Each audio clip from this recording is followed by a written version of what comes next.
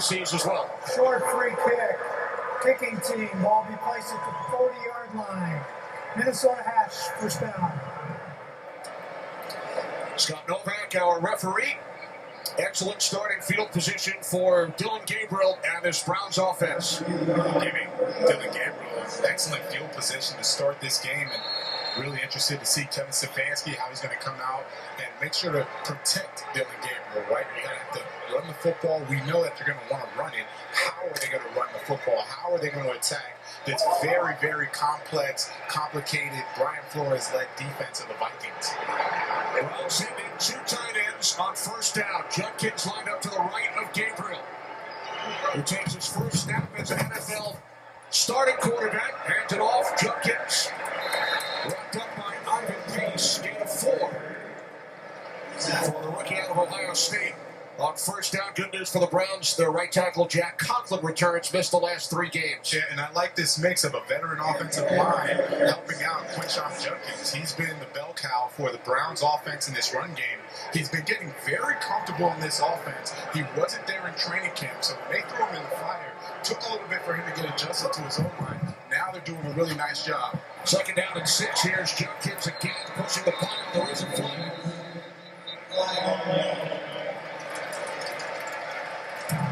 That's one indication of a hold. Offense in the 72. That's a timeout. They called on KT Leviston. KT Leviston is going to be on the left-hand side, going up against Jalen Redmond. And that was a little bit of a hold. You saw Jalen Redmond trying to disengage from Levinson, and he still was able to hold on to him, get that penalty. Obviously not a good start for the Browns offense. You don't want to put Dillon Gabriel in the second and long, one of these obvious passing down situations. Gabriel does a 360 and then finds his man, taking it across the 45. Out to the 48-yard line, it's the tight end David Njoku. Taken down at the 47-yard line, gain of 13. Third down and 3 as we check out the Vikings defensive unit. Yeah, this Vikings defense, Brian Flores does a really nice job of mixing it up and making it confusing. Josh Metellus, their safety, their Mr. Everything for the Vikings defense. He is the coach on the field. He is extremely smart, and he's the reason that Brian Flores is allowed to be so complex. He gets everyone lined up, plays multiple positions, and it's very productive for him. Is incomplete. Looking for the rookie Isaiah Bond. So good field position, that penalty forced them back, and now the Browns send out the punting unit. And it's exactly what you would want if you're the Minnesota Vikings. You have the penalty, sets them back. They were able to gain some good yards to get into a third and manageable. Nice coverage across the board from the Vikings. They brought a little pressure, making sure that Dillon Gabriel was not allowed to sit back there and then wait to try and pick them apart. So nice job, nice start for the Vikings defense. Hawkins from his 35-yard line, the outstanding rookie Miles Price out of Indiana. Scores for a fair catch. So the Vikings are pinned inside their 10. 46-yard kick. As Carson Wentz leads the Vikings offense out to the field, making his third start for the injured J.J. McCarthy. And he's also getting more comfortable, right? Really productive the first 2 games, but you kind of look at that one stat, sacked 6 times, and I'm looking at the game and recognizing that he's really trying to get used to his receivers, the routes, when to throw the ball, and because of that, he's held the ball a little too long a couple times that offensive line has given up some easy rushes, but once he starts to get in sync with this offense and the receivers, he's going to really start to throw the ball quicker and have even more production than he's had so far. And the Vikings from the 8-yard line. The handoff for Wilson. Wilson 49er. Gains 9 on first down. He got the first down. Yes. Browns defense and a plethora of injuries on the Minnesota offense. offensive line. Huber making his first career start at left guard. Right, but there is one person that's there. We all know that he needs to have a great game. It's Justin Jefferson. See him going out into the slot. Really love the way Kevin O'Connell has used him. Motion, slot, outside. He's phenomenal. He's going to have a challenge against this Browns defense. And he picks up the first down. Brett Dumping made the tackle. Browns have allowed only 223 yards per game over their first four. Again, it's led by Mr. All-World, Myles Garrett, right? 6-time Pro Bowler, Defensive Player of the Year before. I mean, he has aspirations to be the MVP of the NFL, and he is that good. He has the best get-off of any defensive lineman in the NFL. Aggressive, violent, and when he goes and he plays this defense, it's outstanding. This was caught by the tight end Hawkinson. And T.J. Hawkinson with a gain of 9 for the Vikings on first down. And I really like that play because that's how you neutralize someone as good as Myles Garrett. What you do is you actually go right at him. So they let Myles Garrett come inside, go against Carson Wentz, and instead they flip it right to T.J. Hawkinson where Myles Garrett was, and there's no defenders around it. They get a nice gain, put the offense in a second and very, very manageable, second and short, get the run game going, and then that's how you keep Myles Garrett off balance. Two tight end set, second down and 1. Got the first down, yes. To the 43-yard line. Vikings to Jefferson. Jerome Baker made the tackle. Gain of 11. Talking about moving Justin Jefferson around, you're watching him go from wide receiver motions back into the running back position as the dot back, and then boom, he's a quick out to the outside, makes an easy completion, gets the first down, and that's how you get him going. And of course, that makes it difficult for defensive coordinator Jim Schwartz to just really key in on him, allow him to go in and out of the motions, and then still make him the number one target. Vikings have gained at least 9 yards on 3 of their first 4 plays. Here's Wentz on first down. Going deep for Jefferson. The Flames with Greg Newsome defending.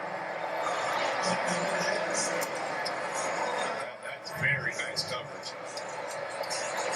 There's Justin Jefferson hoping that he was going to get a step on Greg Newsome. Greg Newsome played it all the way, and what I really like is that as soon as he closes off Justin Jefferson, he looks back at the football. He doesn't panic. He goes into the body of Justin Jefferson. When you do that, it narrows that catching radius of Justin Jefferson. That's why he gets a pass breakup.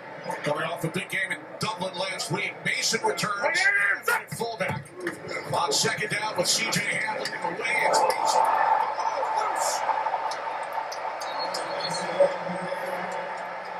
Officials looking for the bottom of the pile.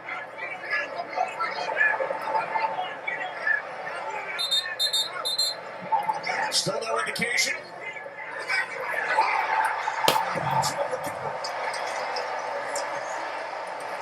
Let's make sure. When you see Greg Newsome, he's coming off the edge.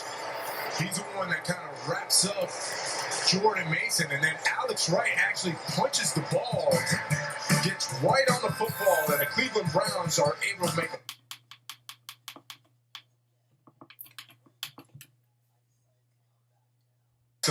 is the one that kind of wraps him up, and then there is Alex Wright punching at that football, gets a solid shot on it, forces the ball out, and then a nice recovery by the Browns, setting up Dylan Gabriel. Excuse me. This is the second time he's starting in some nice field position.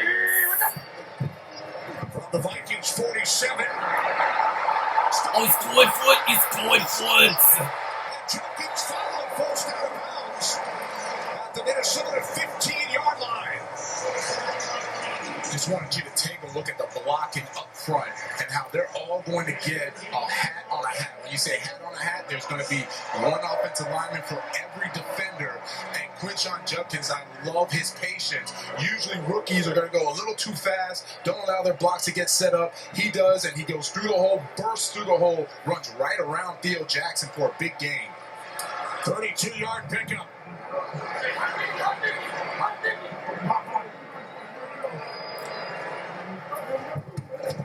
From the 15 on first down, it's Jenkins. He just gave it to Josh Metellus, one of the best tacklers for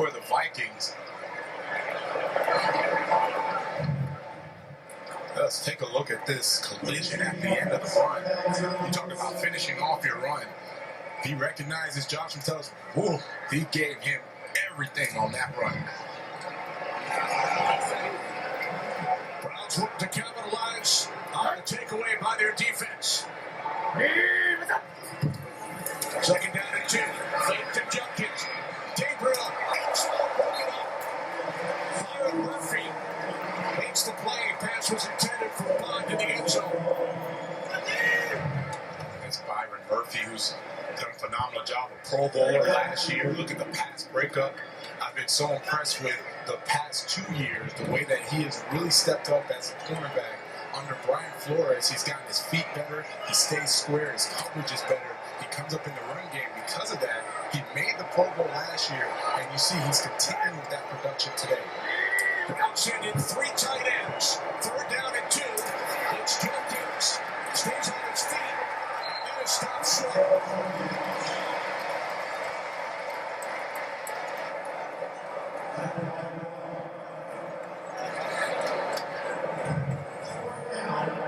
Just watch the defense.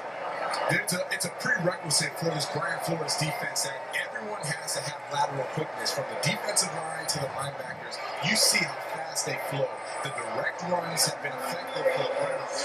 Those fast flowing against the Vikings. Fourth down, they send in Aiden Huntington, a defensive lineman. Yes, got the first down. And Jenkins picks up first down yardage.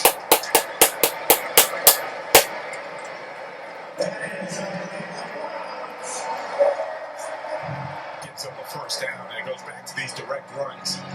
Aiden Huntington leading the way.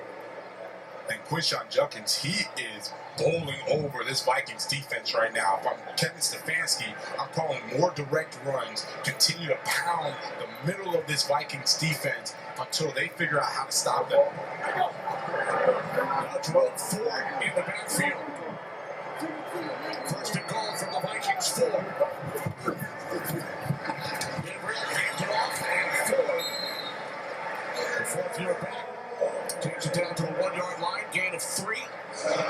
Honestly, Kenny, you go 4 straight runs here. There's no reason to do anything other than the exact same play, inside zone, dive play, leads inside, and continue to just pound the football. Jenkins returns. Took 1 play off. He needed it.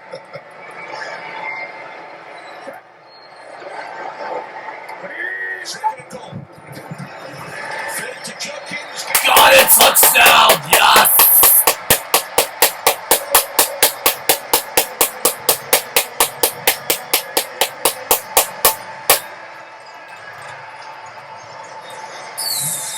Rookie to rookie, and the Browns strike first. And this is a nice job of Kevin Stefanski. I said run the ball. That's a defensive mind, right? Well, he said they're going to line up for all the runs. We're going to go and have our run fake play action. Defensive player loses his eyes. That's Eric Wilson. And Harold Fanning gets an easy touchdown. His first in the NFL. And it comes overseas. Andre Smith adds the extra. I want the Denver Broncos because Jets stink. Complimentary football again, and they have the lead. For the Vikings. There's a flag. Got a penalty flag on the field.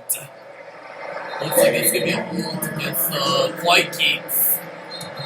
During the return, holding. Receiving Yes!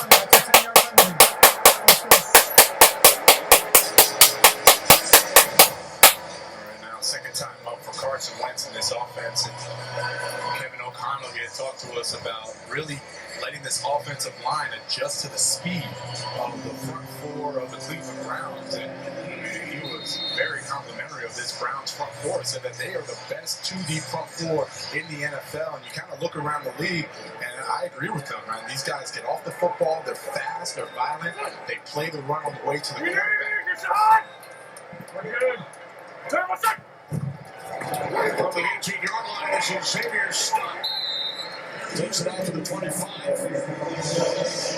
That's exactly what I'm talking about with direct runs. Kevin O'Connell, he's saying, look, we're not going to match their speed, but we can run right at them. So you see the quick influence trap gets them a nice gain, and they go up-tempo for the second down. Gain of 7, second and 3.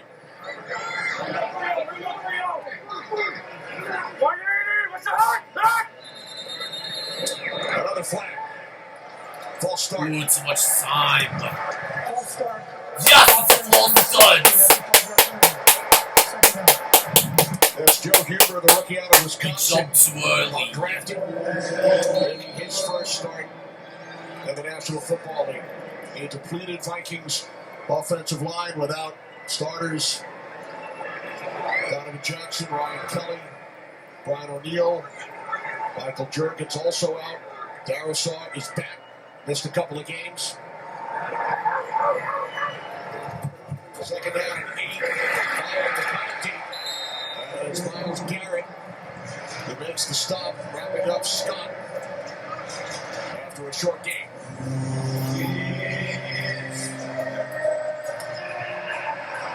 We're down at 7 upcoming for the Vikings. Their 4th different starting offensive line combination in 5 games. Browns have gone with 5 different combos.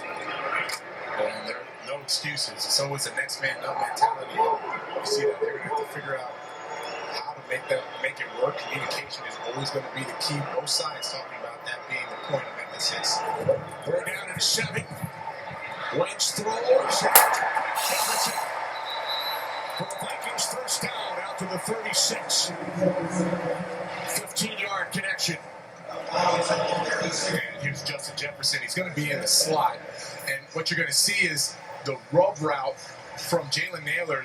And what you love is that he's clearing out the space, right? That's the way that Kevin O'Connell really loved the way he dials up these offenses. That's the way to make sure that there's no safety help, right? The safety has to help the immediate guy, Jalen Nailor, and then Justin Jefferson gets to the outside, gets that easy completion for a first down. Nailor in motion from the 36. Fake to Scott. Wentz fires. Incomplete. Intended for Nailor with Newsom defending. What I like about Wentz offense, they all understand the Browns defense are going to make plays, right? It's not like we're just going to march down the field, get 400 yards of offense on them. Jim Schwartz, he understands Carson Wentz. Remember, they were together with the Philadelphia Eagles for 5 years, so they understand each other. And you look at that defense first across the board, they do a very nice job. You have to understand, pick and choose when you want to take your shots. Second down and 10, wide open, Jefferson. Another first down. His 3rd reception. Takes it out to the 48, gain of 12.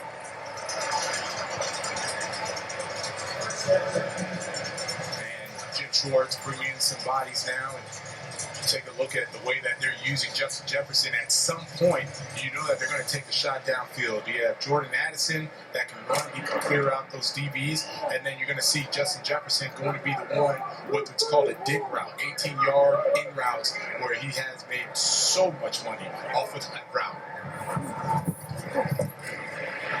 Wentz on first down was a flag, far side of the field.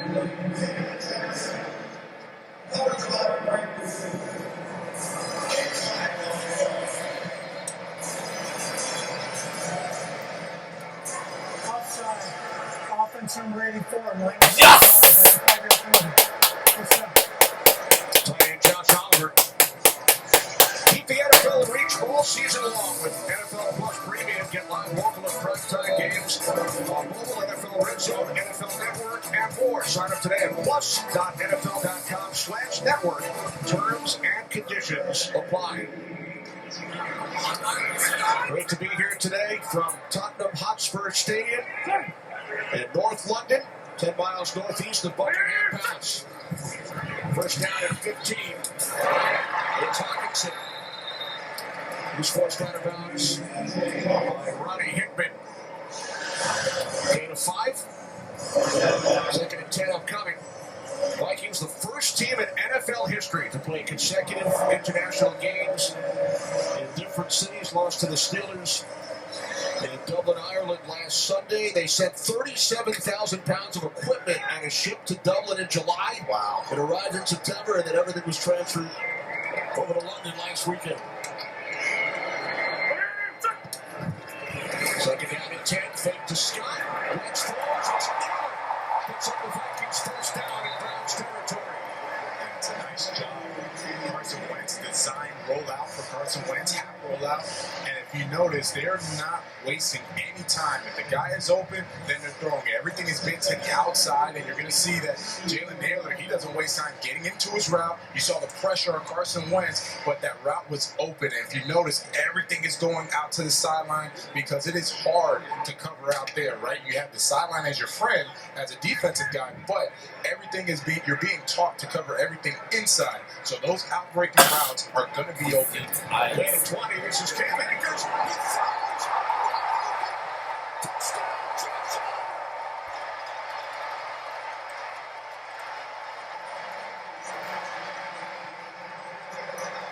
What a play, Kenny.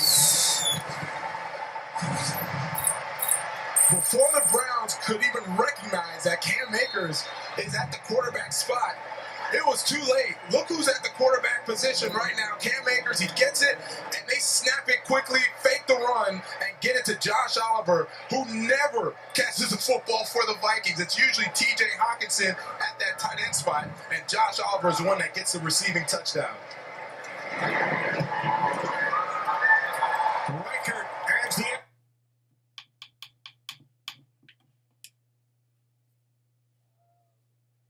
Akers, first career pass attempt, and it's a touchdown to Josh Oliver. Akers, the former Ram, spent some time with the Texans, was in training camp this year with the Saints, his third stint with the Vikings. And that was a good-looking drive. Nice balance of run and pass from Kevin O'Connell. Nice execution by the offense. Forward on the return from the takes it out to the 34-yard line. Yeah, usually when you see the running back in the dot position, it's wildcat, right? There's no quarterback back there. Instead, Kevin O'Connell taking full advantage of that aggressive Browns defense. Cam Akers thinking like he was going to run a toss play and throws a beautiful pass to Josh Oliver for the touchdown. There's Carson Wentz. He told us the big plays will come. We just got to make them. That was one of the big plays. It came, and they made it. Right, he said we have to be patient against this Browns defense. First down, not much. Bill Jackson made the stop. Yeah, I'm really interested to see the interior of the Vikings defense. How are they going to handle stopping the run? That inside run game was really working for the Browns. If they have that, they can just stay patient, continue to pound the rock. So I noticed that they're starting to rotate some of those defensive tackles in there and see if they can stop the run. Harrison Smith, the six-time Pro Bowler on the field for the Vikings. Pass is caught by Sampson. Out across the 40. Dylan Sampson, the rookie out of Tennessee, who caught the first touchdown pass in Dylan Gabriel's career in Baltimore back in week 2. Gabriel connecting with another rookie, Harold Fannin, in the end zone here today. These rookies have been extremely productive for the Browns. If you're a Browns fan, get excited about the rookies that you have because they're going to only get better and better. Right now, being really productive, especially on the offensive side. Third down and 4. Gabriel completes. I think the stretch. He reaches across. The stretch, and Fannin picks up a Browns first down. And he is one of the rookies that we're talking about being productive.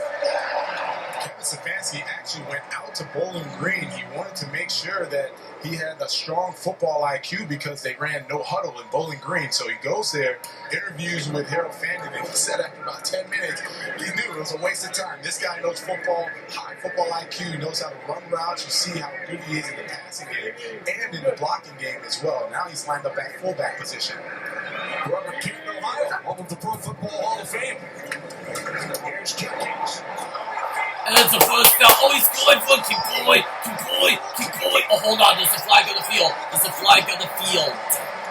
Oh, it's going to be called against the defense.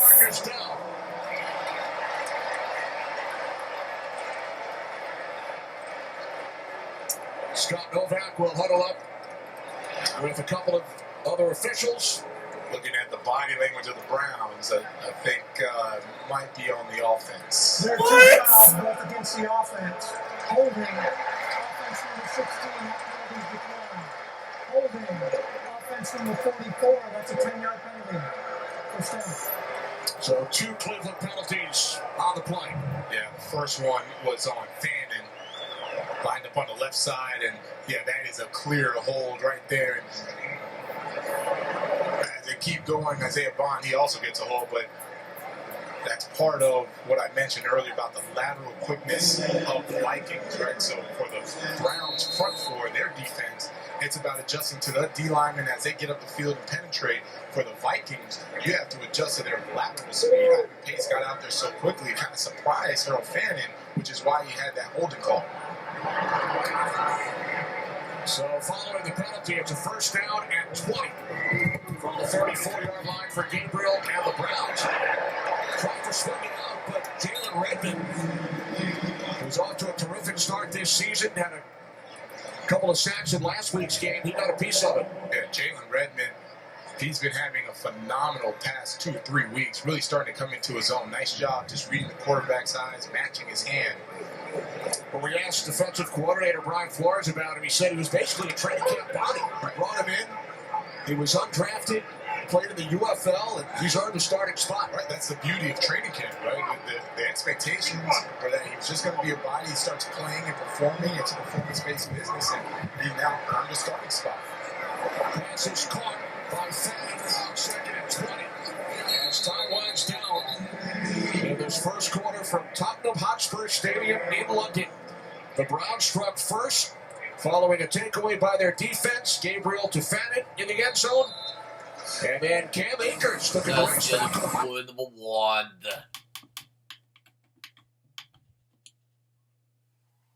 net app. As we get set for the second quarter, look at the numbers over the first 15 minutes. I'm looking at the rush yards, Vikings, Browns, the Browns 2-1. And that's really what Kevin Stefanski has wanted, ball control from that offense. Oh, he jumped too early. Start. Offense number 68, 5-yard penalty. Third down. Moments ago, Sarah Walsh chatted with Vikings head coach Kevin O'Connell. Cam Akers just elevated from the practice squad this week, throws a first quarter touchdown. What made you dial up that play? Well, you know, there's some looks sometimes you think you may have a good chance at a play. And Cam and I have a pretty great history together. It started with me evaluating him in college, where I think he threw about 4 or 5 touchdowns in college. So this is something that luckily we knew about in our opponent. I was going to be called against defense. Another flag. Pass was caught by Njoku. Legal formation on the offense number 68 was in the backfield. That penalty will be declared. Fourth down. So as Kevin O'Connell mentioned, he and Cam Akers have quite a history. O'Connell was the offensive coordinator with the Rams when they drafted Akers back in 2020. They spent a couple of seasons together, won a Super Bowl, 2021 season. And yes, Cam Akers did throw the football during his Florida State days, 5 for 8. And this was his first pass attempt in the NFL. It's making me wonder, did they practice that in the Rams days? And he just kind of carried it over, just holding it in his back pocket, right? Just a little trump card for a rainy day. And he got the touchdown. Yeah, pulled it out on a sunny day in London. Punt out of bounds. Here in London with the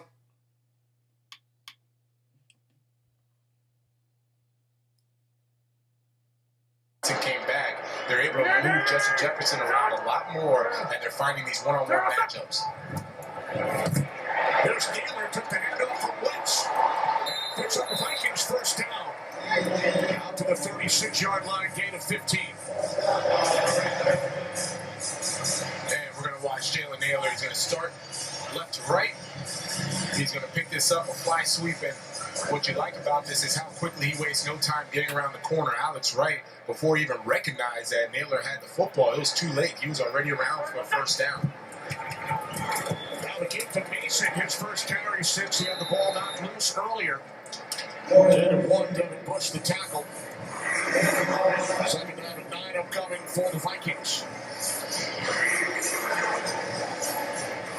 This has been a really good chess match early on between O'Connell, Jim Schwartz.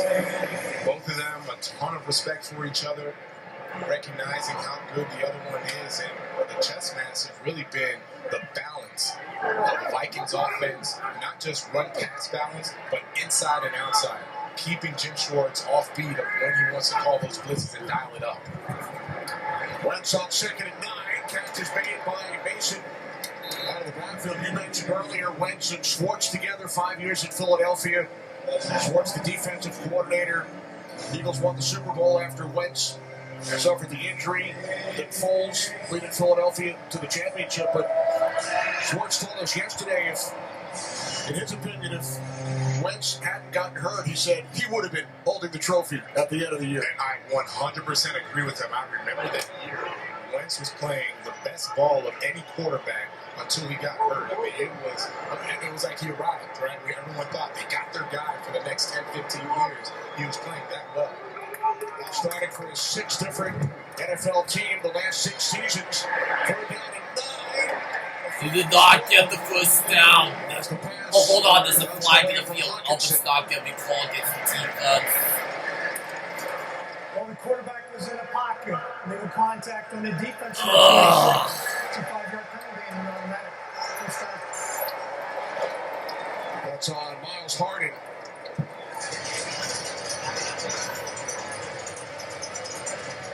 Makes it an automatic first down. So the 3rd down, they were about to get off the field, potentially give the offense a good field position instead.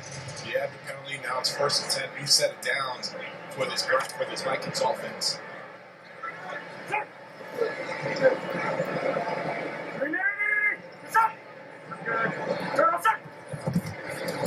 Toss to Scott.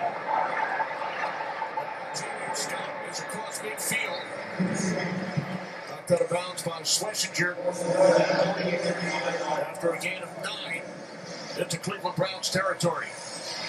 Again, this is extremely hard for the Browns defensively. Carson Schlesinger, a phenomenal rookie. He's playing every snap, calls the plays, does a very nice job for him. But I know at that middle linebacker position, his eyes are all over the place right now, right? Because you have guards pulling one way, and then the quarterback flipping it out to Xavier Scott going the other way. You have fly sweeps. You just have it's really, really hard to just focus in and lock in because Kevin O'Connell has your eyes going everywhere with this offense. Myles Garrett on the sidelines. Wentz on 2nd and 1. Steps up, throws, and it's incomplete. He was looking for Jefferson with Denzel Ward in his 100th NFL game defending. And this is a nice job getting pressure. Really nice coverage by the Browns. Carson Wentz stepping into it. Justin Jefferson, he can get most footballs. He couldn't get that one. Garrett back in. 3rd down and 1.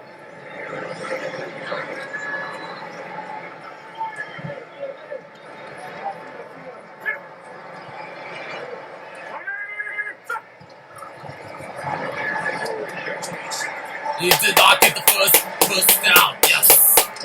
Trent Delpit leading the way. That's one call. If I'm Kevin O'Connell, I want that back. It was too easy to diagnose.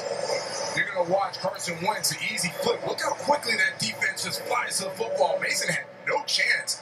Xavier McGuire is right there for the tackle for loss. Creates a punting situation. Isaiah McGuire does a nice job there. Excuse me. McGuire along with Delpit.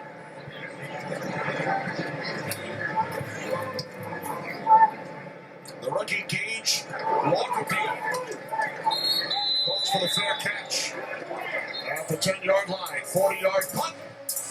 Browns football when we return, tied at 7.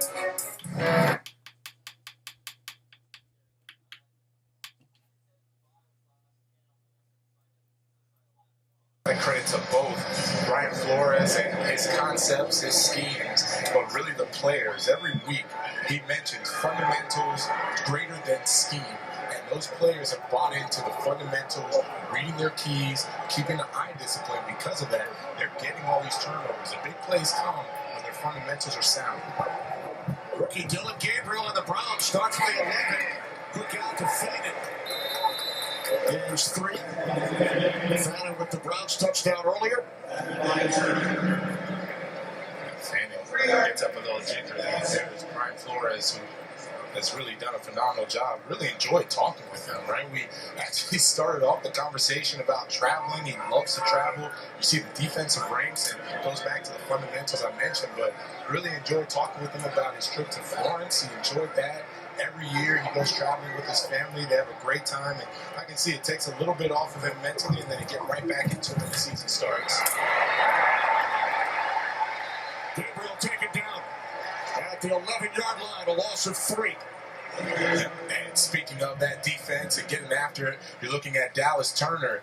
Dallas Turner is their first-round pick from 2 years ago. He is extremely athletic. I mean, this guy runs a sub 4.5. He is big, fast, very fluid in space, and they are really getting after him and wanting to use him in the pass pressure where he gets the sack. And there's Flores, 9-1 with the rookie quarterbacks, and what he does is he just overloads them. Right? There's so much volume of defense that they have to try to diagnose. They can't do it, and he gets the W. That's as the head coach of Miami and defensive coordinator of Minnesota. Gabriel steps up. And Oh, no, did not get the first down. Marker by Harrison Smith, working his way back into this Vikings defensive unit. Missed some time during training camp and preseason. So I like both sides of the football here. Dillon Gabriel made sure not to put the ball in harm's way. He tucks it. You see him tucking it, run, tries to get the first down. And then Harrison Smith, he's been one of the best safeties for the past decade, making a beautiful open field tackle for a 4th down.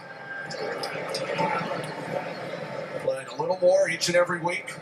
Getting his body adjusted. I mean, you can't just go from 0 to 100, right? And Brian Flores, Kevin O'Connell doing a nice job easing him back into more plays. Flag on the play. Terrific kick. The flag on the play. 23. 9-yard return, but we will check in once again with Scott Novak.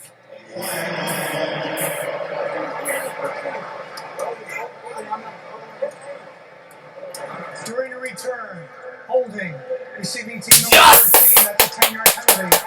First down. So 58-yard punt and penalty yardage will.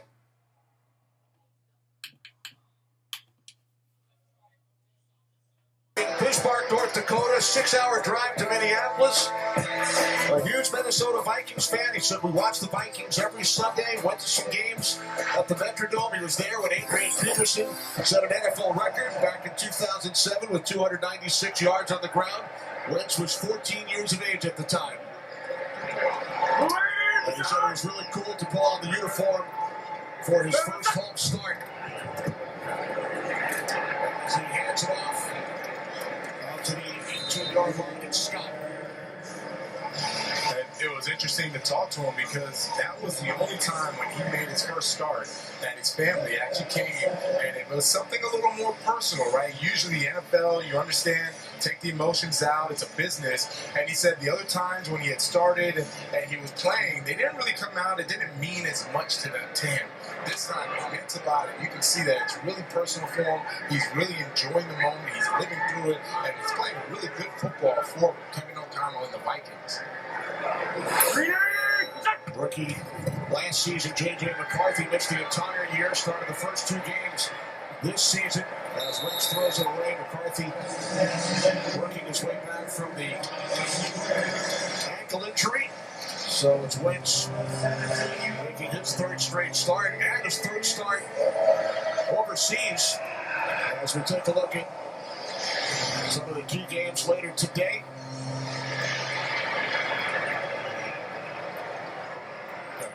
Great turnout here today. Vikings fans, I really saw a bunch of jerseys, but right now, it's still a little more of the Vikings fans here. I see a nice blend of purple, and the Browns fans showed up as well. It's been a nice turnout. It's been a great game so far. Jerseys in just about every NFL team. Penalty marker on 3rd down. Free play for Wentz.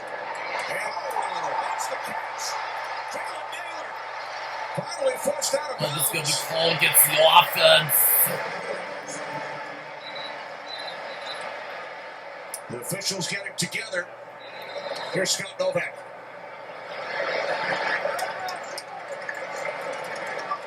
There are fouls against both teams on the play.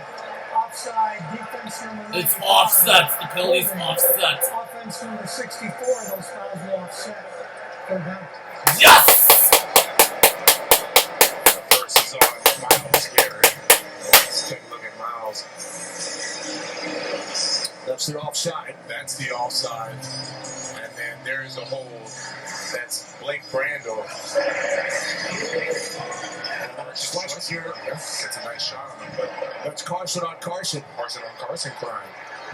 Yeah, Blake Brandel playing center, and he's the one that held on Mason Graham. This is his first time playing center, and we haven't called his name. Usually, if we're not talking about the offensive line, the Leeds are doing a good job. So Blake Brandel holding his own right now. We're down at 6 following the offsetting penalties. As Wentz takes off, spins. That is close. Looks like he's marked a bit short.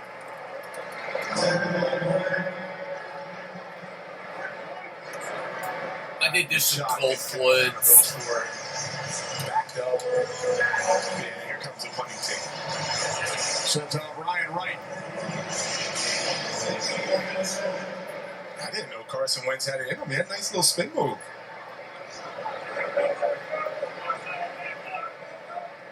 He'll go for the punt.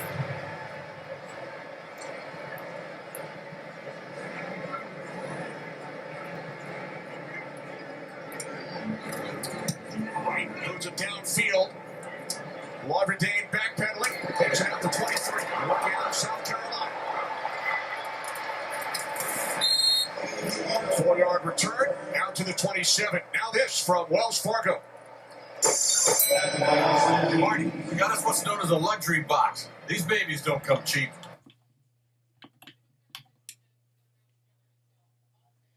Just over 6 minutes remaining in the second quarter. And there's Miles Garrett, frustrated at himself, jumping offside.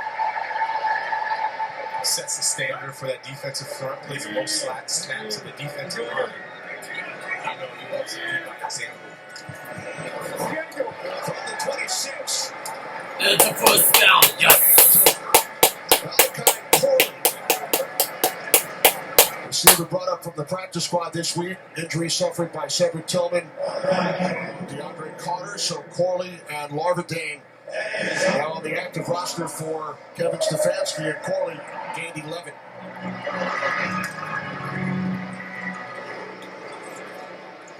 It's a nice balance by the Cleveland Browns. It's exactly what Kevin Stefanski told us he wanted.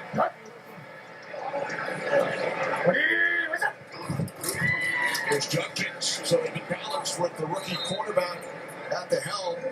Coming into this game, over the first 4 with Joe Flacco, they've passed the ball 65% of the time. That's the highest in the NFL, but much different story here today. Yeah, protecting the quarterback as you should, right? Joe Flacco, 18-year veteran.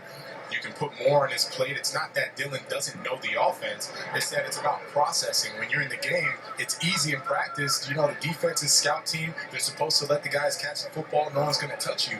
Here, bullets are live.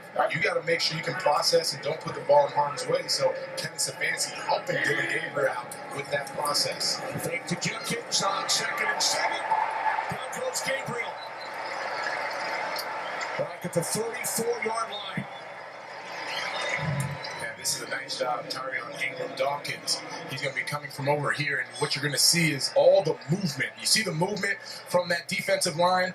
It confuses the offensive line. He actually comes unblocked because they did the slight stunt inside. As soon as you do that little slight stunt inside, now you're going to have to communicate with the offensive line. They didn't do it. They get the sack, and now they're forcing a 3rd and long.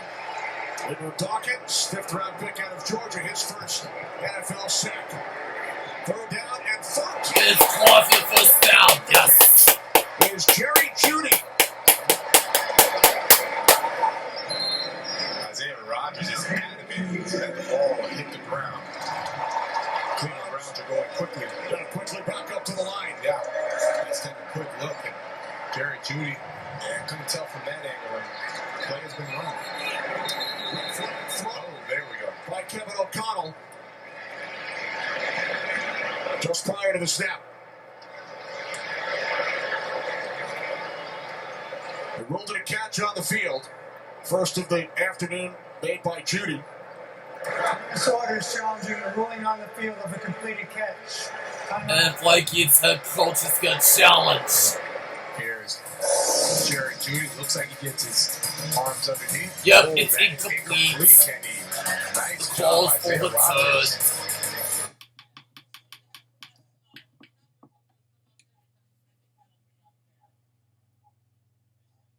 Complete pass. Isaiah Rodgers had the best look at the football. Understandably why he was so adamant. And nice job, Kevin O'Connell, getting that in right before Cleveland snapped the football. O'Connell's first challenge of the season. It is successful. He should stop while he's ahead. 100%. And one touch by wide receivers now. I will say that's by design. Kevin Stefanski wants to play ball control. I understand why he doesn't want these long developing routes for the wide receivers, putting Gabriel out. Punt out of bounds at the 11-yard line. It's Sunday at NFL Network. The NFL International Games in London continue. Bo Nix and the Broncos take on Sauce Gardner and the Jets. Next Sunday, 9:30 Eastern on NFL Network and stream on NFL Plus. We come to you from Tottenham Hotspur Stadium, which opened in 2019. It's the 11th NFL game played here. Broncos and Jets will be number 12 next week. And then the Rams and Jaguars at Wembley, week 7. Gotta say, this is a beautiful stadium, Kenny. I really like it. Inside, they've done a very nice job. From the 11-yard line, first down. Gain of 1, Jordan Mason. There's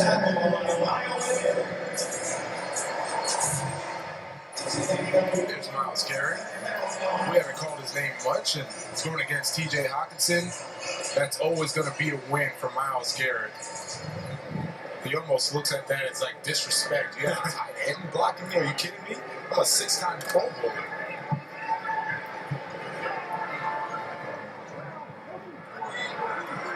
NFL Defensive Player of the Year 2 seasons ago.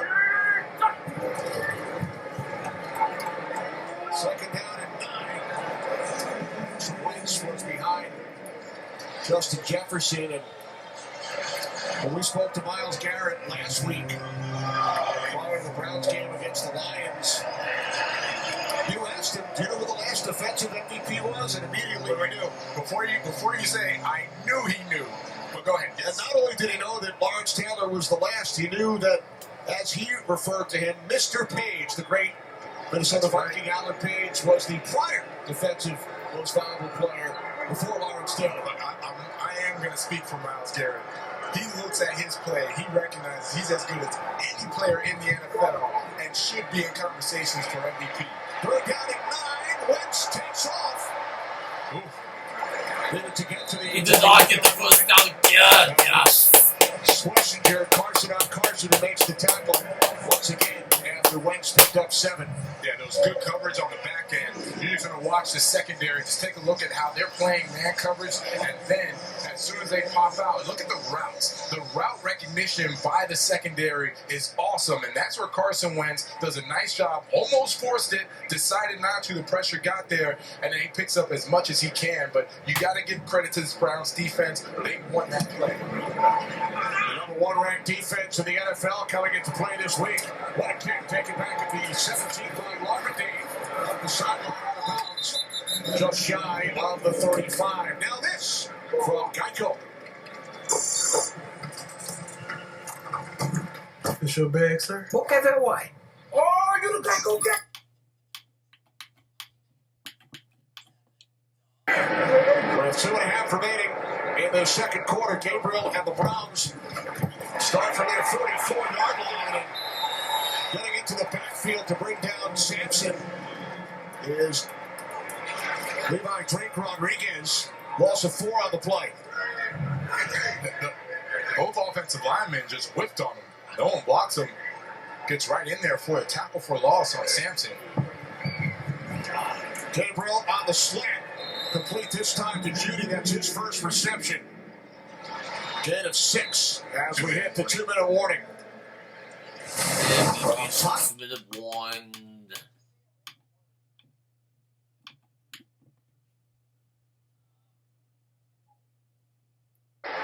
And then you're going to see him kind of try to work out that left shoulder before he goes into the blue tent. Meanwhile, 3rd down and 9 for Gabriel and this Browns offense. Pass was caught by Bond. Going to be short at the first down. That was a good looking throw from Dylan Gabriel. Short at the first down. And now on 4th down, the Browns will leave the offense on the field. Oh, they're going to go for it, okay. Vikings defense offside. One play, and it's Jerome Ford with the push. Picks up the Browns first down, yes. It's an aggressive play call aggressive decision by Kevin Stefanski. I like it, having trust in the offensive line and the running back that they were going to get that yard for a first down. We approach 1 minute remaining. Vikings deferred at the start of the game, so they will get the ball first in the second half as the pass is nearly picked off by Josh Metellus. There's the smartest player on the defense, Josh Metellus, one-on-one versus David Njoku. Undercuts David Njoku, who's starting to kind of fade a little bit, and Dylan Gabriel trying to fit it into a tight window. Goes back to what I said about in practice. Yeah, they'll let you catch that. In the game, not so much, and you got to be really tight, really accurate with the ball placement when you throw. Metellus like a coach on the field for the Vikings. 2nd down and 10. Gabriel connects with Ford across midfield. It's another first down, yes. Driven out of bounds. The Vikings 38-yard line. So the Browns go for it on 4th down. There's Wentz heading back to the Vikings locker room. Gain of 16. And the Browns looking to put up some points. Prior to halftime, there is the Vikings backup quarterback, the rookie Max Brosmer. Wentz, we are told, a shoulder issue. His return is questionable. J.J. McCarthy, inactive today. They waived Desmond Ritter yesterday, so Brosmer is the only other active quarterback on the roster. From the 38, on 1st down, Gabriel dumps it off. It's Ford. Down to the 34-yard line, gain of 4. Coming up, the Lexus halftime show, first half recap, and a Ray concert. It's all coming up. Lexus halftime. 2nd down and 6. Gabriel's pass to the sidelines out of bounds, and the clock stops at 35 seconds. Browns still have all 3 timeouts. A 3rd down and 6 upcoming. I thought that Brian Flores would be a little more aggressive versus Dylan Gabriel, and he really hasn't been. The front 4 has been rushing. They've been dropping back, playing, switching between man and zone. And I don't know if it's just that he's saying, look, we're going to stay conservative going into the half. But I would expect him to really start to dial it up. Now you see everyone up on the line of scrimmage now. 3rd down and 6. Gabriel to the outside. It's a first down, yes. Picks up the Vikings' first down. Murphy the tackle. And a timeout is called. Browns take their first timeout. Gain of 9 from Gabriel to Judy. And there was really no pressure. 5 guys came. There were 5 guys rushing. They got no pressure. Dylan Gabriel was able to just sit there, wait for Jerry Judy for that route to open up. Throws a dime to him. And let's talk about Dylan Gabriel, right? Because he is the leading FBS quarterback for touchdowns, right? He has the most, period. He played 6 seasons in college, so he's got an old soul, as Kevin Stefanski would say. But this guy can sling it.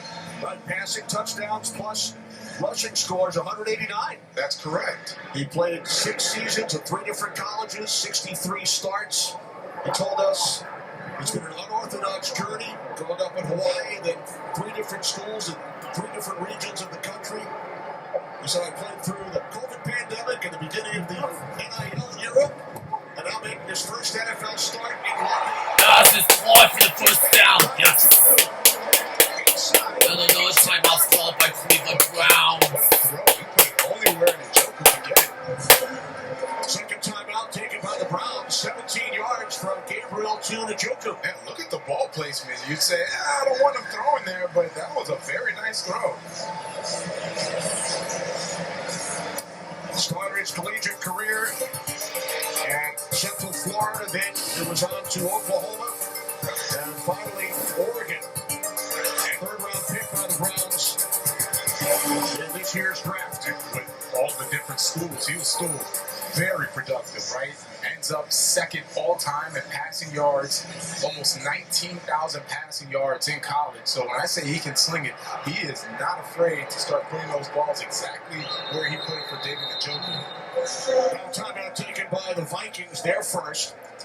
Gabriel finished third. Timeout called by the Vikings. Behind Travis Hunter and Ashton Genty. He broke Tua Tagovailoa's state record for passing yards during his high school days. And as we mentioned, he spent a couple of years at Oklahoma. How about all of the former Sooners starting at quarterback today around the league? All of them, you take a look across the board, most of them playing well. It's up for the fans to decide who's not. I'm not going to sit there and speak disparagingly about any of them, but it's still impressive to see all six starting across the league. So for Gabriel on the Browns, first and goal from the Vikings 9. Cleveland with one timeout remaining, 25 seconds. There's 4 out to go. And now the Browns. The Browns will take this last timeout. Ivan Pace made the tackle. Second and goal coming up, down to 20 seconds. This is a really nice drive and a big confidence booster for Dylan Gabriel and this offense because they were kind of sputtering a little bit as expected, right? And it's been very conservative. We talked about how by design the receivers weren't getting much of the catches or any production, but this is a really nice drive going into the half. His father was a quarterback at the University of Hawaii, loves football, named his sons after Corey Dillon. So Dylan Gabriel named after Corey Dillon. Although he told us they almost went with Brady Quinn. Almost named him after Brady Quinn. Yeah, shout out to Brady Quinn, right? Calling a game today, right? Brady Quinn. And his brother's named after Garrison Hurst and Roman Gabriel. True football family, second and goal. Dylan Gabriel, the pass, deflecting. This is incomplete. Out of bounds in the arms of Byron Murphy as Gabriel took it as he got rid of it. Boy, the Browns got lucky. There's only so many times you're just going to do a quick drop back and allow for Dylan Gabriel to sit there because you know the Vikings are going to get after it. And right there, looked like Jonathan Grenard got a big paw on Dylan Gabriel's throwing motion. Could have been an interception by Byron Murphy. Now third and goal, 16 seconds, no timeouts. Remember, Dylan Gabriel can run. Vikings use their second. Number 2, Minnesota.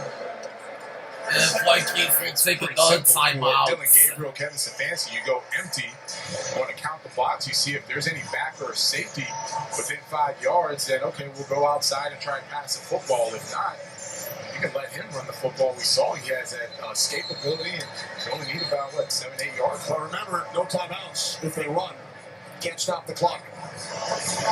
Very true, but you are close enough where you can still go hurry up field goal in this area, right? If you don't waste any time, right? It's a real quick decision. Right? If you're running or you're throwing the fade route. If you waste time, then you can't run.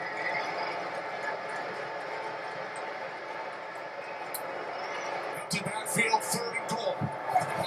Penalty marker, and the play blocked in. Did jump too early. Prior to the ball being snapped, false start. A false Offense start. number 72, that's a 5-yard penalty. Third down. KT Leviston, that's his second penalty.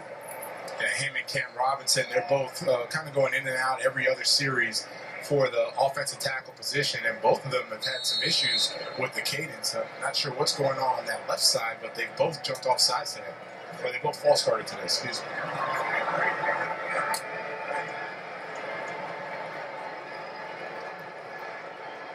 Three wide receivers set, two tight ends. And you know, it's a completely different defense now for the Vikings. Everyone's sitting on the end zone. Gabriel throws through the back of the end zone. Yeah, there was really nowhere to go with Yeah, that go football. for the field. The Vikings understood the assignment. They knew they sit on the goal line, force anybody to get in front of, force everyone in front of you. And that's what causes that incompletion. So, a nice looking drive, settles for a field goal attempt, and you got to feel pretty good about yourself, either Browns, right? If you get this field goal, you're up 10-7 going into the half with a rookie quarterback. 31-yard attempt, Andre Smith hit the game winner 2 weeks ago against the Packers from 55 yards out with time winding down. And he made the field goal. Yes. It is straight through. So the Browns take the lead with 9 seconds remaining as we check in with Sarah. Hey, Kenny, I can tell you Carson Wentz obviously went into the locker room early. He then came out, had his pads off, and went into the x-ray room. We have been not told anything more than he is questionable currently with a left shoulder. But that's all we know about Carson Wentz. We'll see how they come out and start this second half here. All right, thanks very much, Sarah. That's an understatement to say huge loss if he's not going to come back. There's Brosmer. Yeah, but I was actually surprised and frankly a little disappointed in Wentz that knowing you are the only guy, right? If Brosmer is a rookie quarterback, you don't want to take those shots, and usually veterans, you see them across the league, they'll just go down and instead just fourth down and call it a day. And that was actually the second time he didn't go down and tried to run for a first down. I get the competitive nature, but that is tough. And there's McCarthy on the sideline as well, right? You just don't want your quarterback taking these shots. There's Price. There's Price. Out across the 40. So, with 3 seconds on the clock, Flag is down. During the return, holding, receiving. Yes! 41, that's a 10-yard penalty. so Brosmer will head out onto the field. The rookie out of the University of Minnesota. 5 years in New Hampshire prior to that. Saw some action in the Bengals game a couple of weeks ago. And now in London on the final play of the first half. And we reach halftime.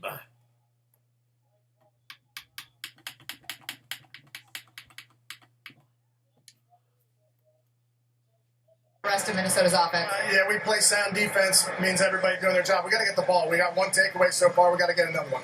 Best of luck in the second half, Coach. Yes, sir. Viking start from the 29.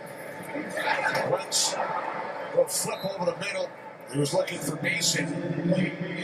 Justin Jefferson with 3 receptions in the first half. We did not see much of Jordan Addison. Did not play in the first quarter. He is out on the field here, Jonathan, for the Vikings. Yeah, and they'll need to get him more involved in this game. They had a nice little rhythm with Carson Wentz and Justin Jefferson running some of those quick outs and easy individual routes where you know he's going to win the one-on-one. And now with Jordan Addison, he's supposed to stretch the defense. He has really good speed, really good ball control. They're going to need him involved. Addison went in motion. The toss. Second and 10. Taken out to the 32-yard line by Mason. Gain of 3. Brings up a third and long versus this Browns defense. It's not where you want to be with Myles Garrett and the rest of that defensive front ready to tee off in an obvious passing down situation. There's the backup, Max Brosmer. Came in for one play at the end of the second quarter. And the kneel down. 3rd down and 7 for Wentz and the Vikings, trailing by 3. Let's get to the 39 for a first down. And there is a flag. Uh-oh, not passive interference. Jefferson with Newsom defending. It's against Cleveland. No! Come on. Pass interference on the defense number 0. That's a spot foul and automatic. first down. Yeah, what I really noticed with the Vikings, when they are emphasizing Justin Jefferson, they want him as a number one, and they're going to throw his way one way or another. It's always when he's up against Greg Newsome. So Denzel Ward, 4-time Pro Bowl cornerback, he lines up as a left corner. He doesn't line up with the best wide receiver. Greg Newsome, he's good, not a Pro Bowler, but he lines up at the right side. So there's Newsome at the right side, Denzel up top. They don't switch. So every time Jefferson is getting the ball, it's against Newsome. Vikings pick up 12 yards on the penalty, and now Wentz. Jefferson. He has a couple of words to say to Greg Newsome. Jefferson picks up a first down in Browns territory, a 21-yard connection. This is going to be a challenge for Greg Newsome and for Jim Schwartz because these are all out-breaking routes, right? So there's only so many coverages you can run for Greg Newsome to help him when Justin Jefferson is running out routes. When it's in routes, it's easy with linebacker and safety help. He's going to have to man up on that outside and make sure that he can cover those out-breaking routes. They set it down from the Browns 35. Wentz sets, throws. It's complete. That's Addison. His first catch today. Another Vikings first down, gain of 15. Right, and there's Addison. We just talked about him and what they're going to need from him. Let's take a look at how Carson Wentz is seeing this defense. As soon as he does a play action, he starts looking at Jefferson. All the safeties, you saw the defense just start to run that way. It opens up the hole in the zone for Addison, who gets an easy completion. And finally, he's going to get some production in this game. Return last week following a 3-game suspension at the start of the season.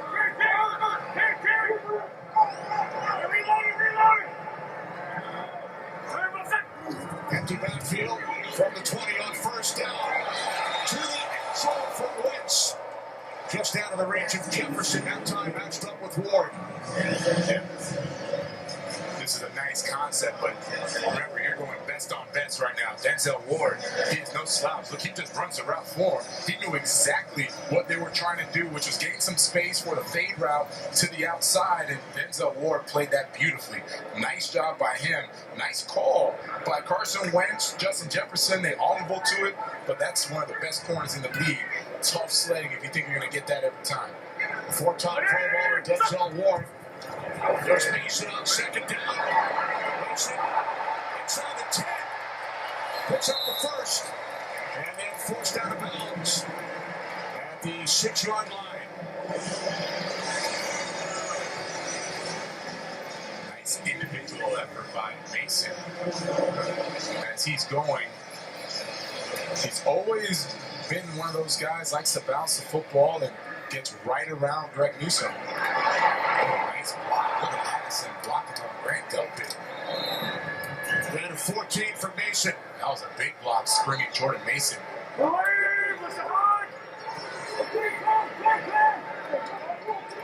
First and goal from the Cleveland 6. Fake to Mason. Wentz throws. It is caught. It's Oliver, who already has a touchdown today. That's a nice tackle. Nice open field tackle, Denzel Ward. I thought they had it. Josh Oliver, he's out there. There was a lot of space, and look at the closing speed of Denzel Ward, making sure to wrap up at least one of those legs, not let him get out of there and get the touchdown. Brings up this second and goal. Good of 3 by Oliver. From the Browns 3-yard line. It's Mason. He is in for a Vikings touchdown.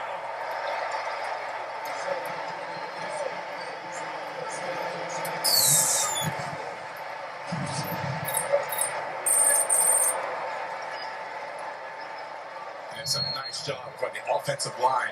You're just going to watch that whole front, how they're going to get hat on hat, body on body. We haven't talked about them much today. Been reshuffled. They're doing a very nice job up front, going against the #1 rush defense in the NFL. Myles Garrett in that front four. They took it to him on that drive and got the touchdown. This is 3rd of the season.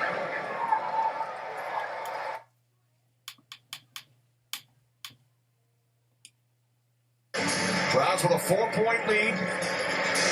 The Browns have the lead at halftime. Vikings now with a 4-point lead following their 8-play, 71-yard drive. Mason into the end zone from 3 yards out. That was a very good-looking drive, and we talked about a kind of sigh of relief with Carson Wentz going back out there, able to perform. You saw him throwing the football. Looks like he's okay with that shit. Jerome Ford on the return for Cleveland.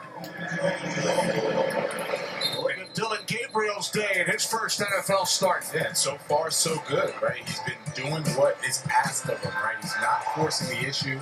He's made some nice throws when he needed to. There's a touchdown pass to Harold Fannin, and he's playing within the offense. That's what I really like. He's been cognizant of not holding the ball too long. He's been making some checks when he needs to. He scrambles when he needs to, doesn't put the ball in harm's way, and it's giving this offense, it's giving the Browns a chance. Skull chance from the Vikings fans here in London, drowned out by the Browns backers. Flag is thrown as Judkins is taken down by Murphy. He's going to call against the defense. It's against Cleveland. Oh, you're kidding! On the offense, number 78 line up in the backfield. That's a 5-yard penalty. First down. That's on the right tackle. Justin Conklin. Leitcher.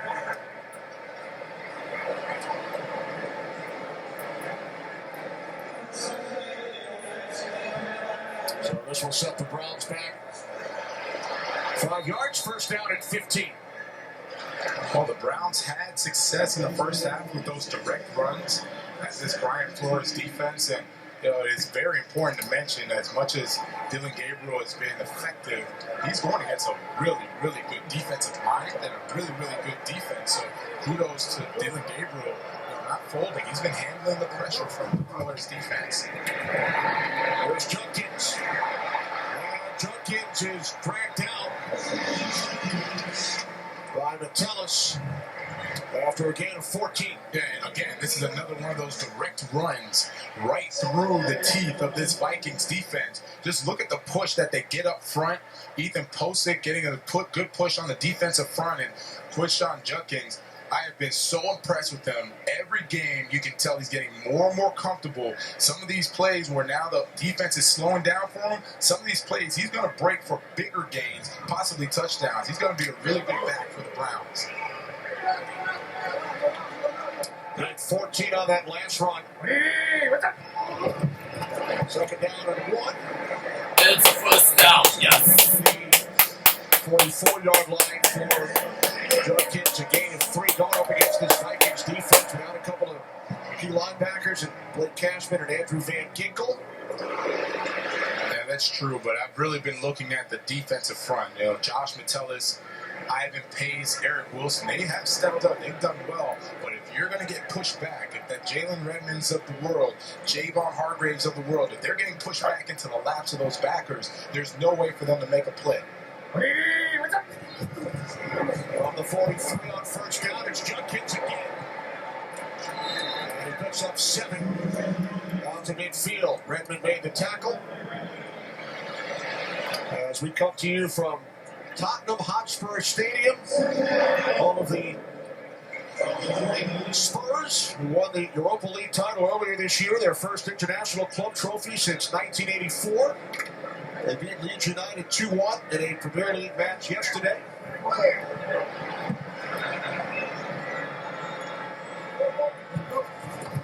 Second down and 3. They keep it on the ground to 4. It's a first down, yes. To the Vikings 40-yard line. Gain of 10. I want you to really look at this offensive front.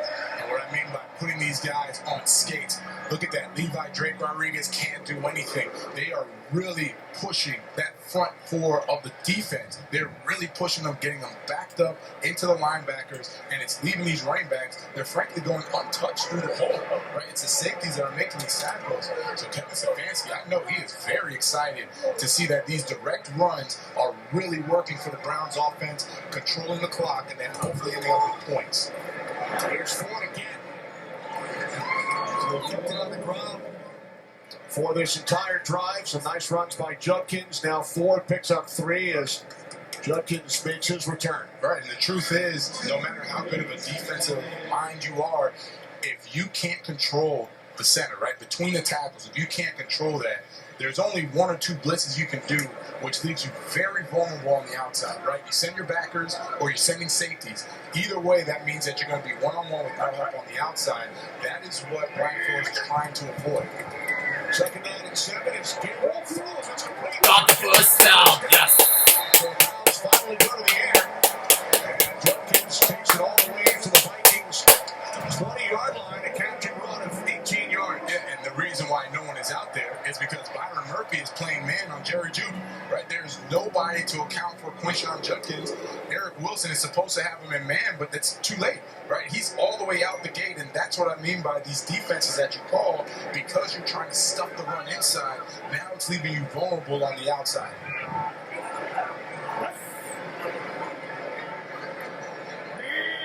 From the Minnesota 20-yard line, fake to Judkins. Gabriel able to get rid of it. His way. Inside the 15-yard line of the Vikings. 10-6. Did you learn that, Jonathan, in your alma mater? Oh, you know he learned it at the U. Look at the athleticism. David Njoku going up and over Ivan Pace. Wow. What a heck of a play. So as a linebacker, what does that feel like? Anyone ever try that on you? No one ever tried that on me, and I know it wouldn't feel good if they did, because I hit him right in the groin. Is that a threat or a promise? It's a promise. Second down and 4. Judkins to the 11. Stopped a yard shy of the marker. Kenny Albert, Jonathan Vilma, Sarah Walsh, Steve Blandino, our rules analyst. This drive, we talked about Minnesota's first drive. This drive has been just as good for the Browns offense. They've been able to do whatever they wanted to the Vikings defense, and it really hasn't been anything special. It's like, look, I got a veteran offensive line. I'm going to lean on you guys. They've done that. The running backs, they found the hole. Now they're down in the red zone. Red clock at 2 for a down and 1. It was Judkins. It's close. I think they should go for it. Jonathan Allen made the stop. It will be 4th down. Yeah, no hesitation from Stefanski. He brings in defensive tackle Aiden Huntington. He's been back there as a fullback. I imagine they're going to just try to run a ground and pound, stuff it right down the middle again.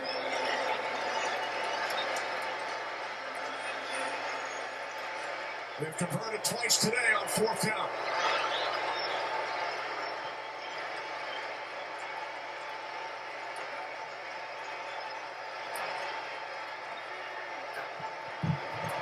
Judkins. Got the first down. Yes. That's what you want him for. The design is exactly what you want. A corner making a play on the running backs. Good running backs, they do exactly what Judkins does. Make him pay. Not only did you run him over, he gets the first down for the Browns. Took the contact from Byron Murphy.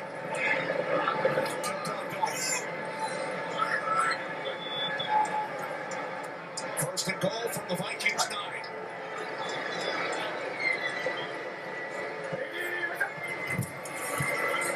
There's Judkins. Picks up a yard down to the 8-yard line. Under 4 minutes remaining, third quarter. Cleveland Browns on the move, trailing the Minnesota Vikings on 4. Judkins out, Ford in. And they have been trying to, they as in Brian Flores has been trying to match the personnel that Kevin Stefanski has been bringing in. Right now, Smith back on the field for Minnesota. Harrison Smith is in there, Theo Jackson, Josh Metellus. So you have your 3 safeties and 2 corners. And then you got Ivan Pace, Eric Wilson at the backer spots. Second and goal. Gabriel through the back of the end zone, incomplete. Yeah, good coverage across the board and smart by him. Throw the ball away. Brings up a 3rd and goal for the offense.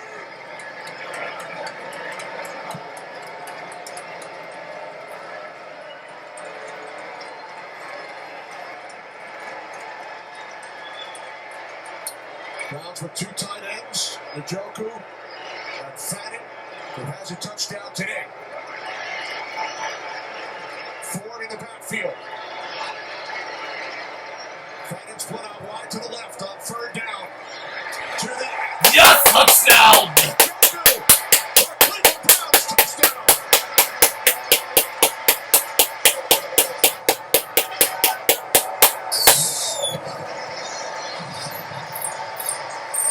This is a nice design. Kevin Stefanski and Njoku is sitting right there against Byron Murphy, their top corner. He gets inside of him. As soon as he does, he turns right back around.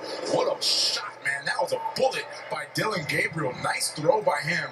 And I really like the anticipation, throwing it on time. He pulled the safety to the left and rifled it right back to the Njoku for the touchdown. Extra point is good. The Joker, a national high jump champion in high school. Oh, makes sense. In the drive.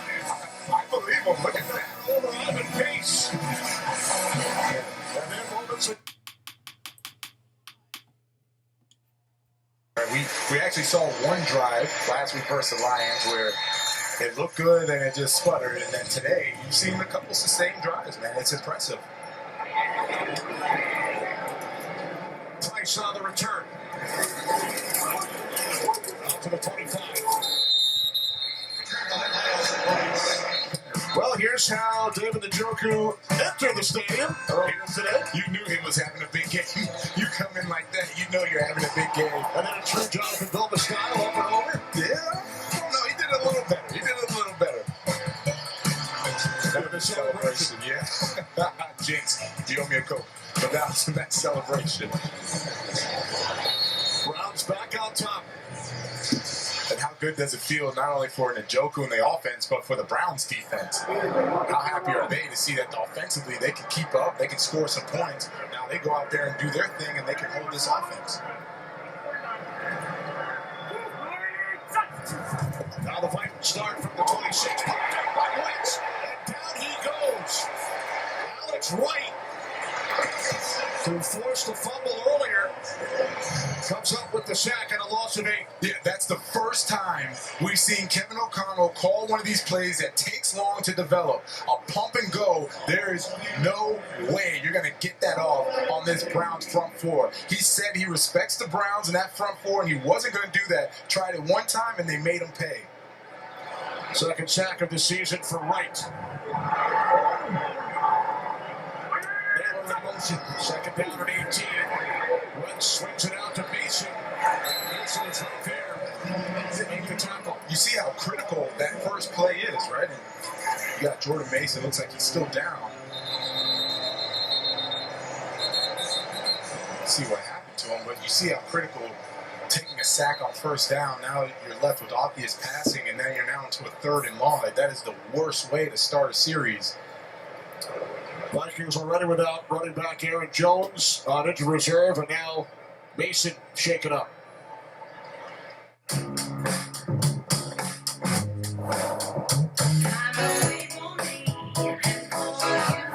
Powerful performance.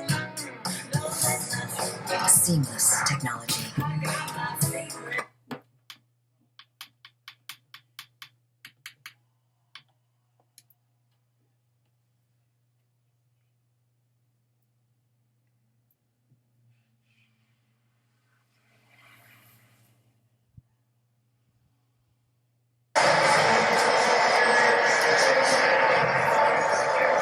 Why he's one of the best defensive players in the NFL. Look at the effort. Look at the effort. He keeps going. Had 2 guys blocking him. TJ Hawkinson is supposed to chip, and then Darrisaw's supposed to take over. They do their part, but he keeps going with that relentless effort to get the sack for the Browns and force a punt. By the way, Mason went to the sidelines under his own power prior to that play. Right bunting from his 10. There is a flag. Flag is down. Inside the 5.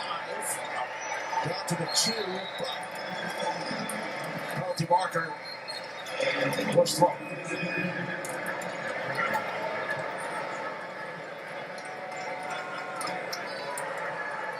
During the kick, holding, receiving team number 28, half the distance to the goal. First down. Timeout.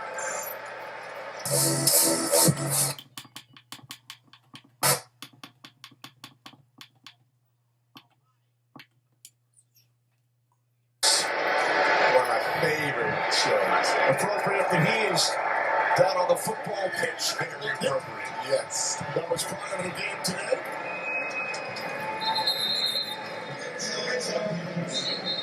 Jenkins gains a couple on first down. He's with the women's flag football team, Kenny, and really impressed, enjoying the way that Roger Goodell, the NFL, they kind of figured out how they want to grow the flag football, right? They're looking to bring American flag football in 2027. It's already taken a lot of good ground here in Yeah, we'll see it at the 2028 Olympics in Los Angeles. And many current and former NFL players have expressed their interest. From the 3-yard line, it's Jenkins. Out to the 10-yard line, so a third Deuxième and pour one. de bruit.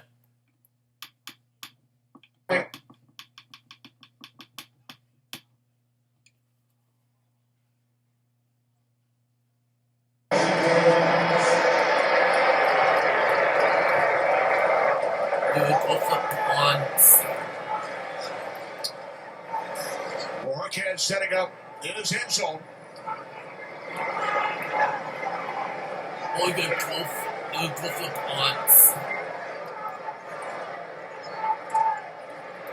Price is deep for the Vikings.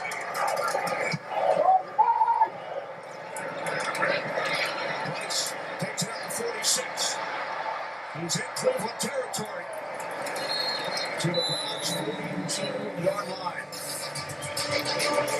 Well, the Browns are playing a new dome stadium in Park, Ohio, 12 miles from their current stadium, set to open for the 2029 season with the closest seats to the field in the NFL, a new and modernized dog pound, and a translucent roof. Natural light throughout the stadium. Just looking at the renderings, that is going to be beautiful. And I'm really liking that. It seems like each team is trying to outdo the other when it comes to these new stadiums. And so far, I mean, it's been nothing short of magnificent seeing some of these new stadiums and how they look in the open air. Is gorgeous. Fumble! Fumble! Scott. It's a good beat. Recovered.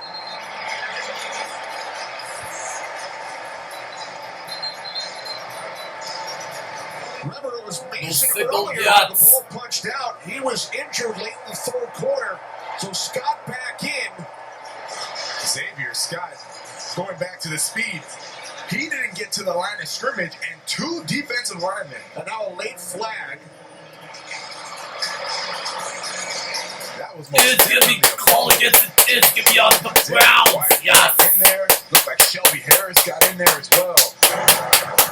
After the play was over, personal foul and unnecessary roughness, number 93 at Cleveland. It'll be 15-yard penalty. First down and 10. Timeout. So that was at the end of the play. Shelby Harris.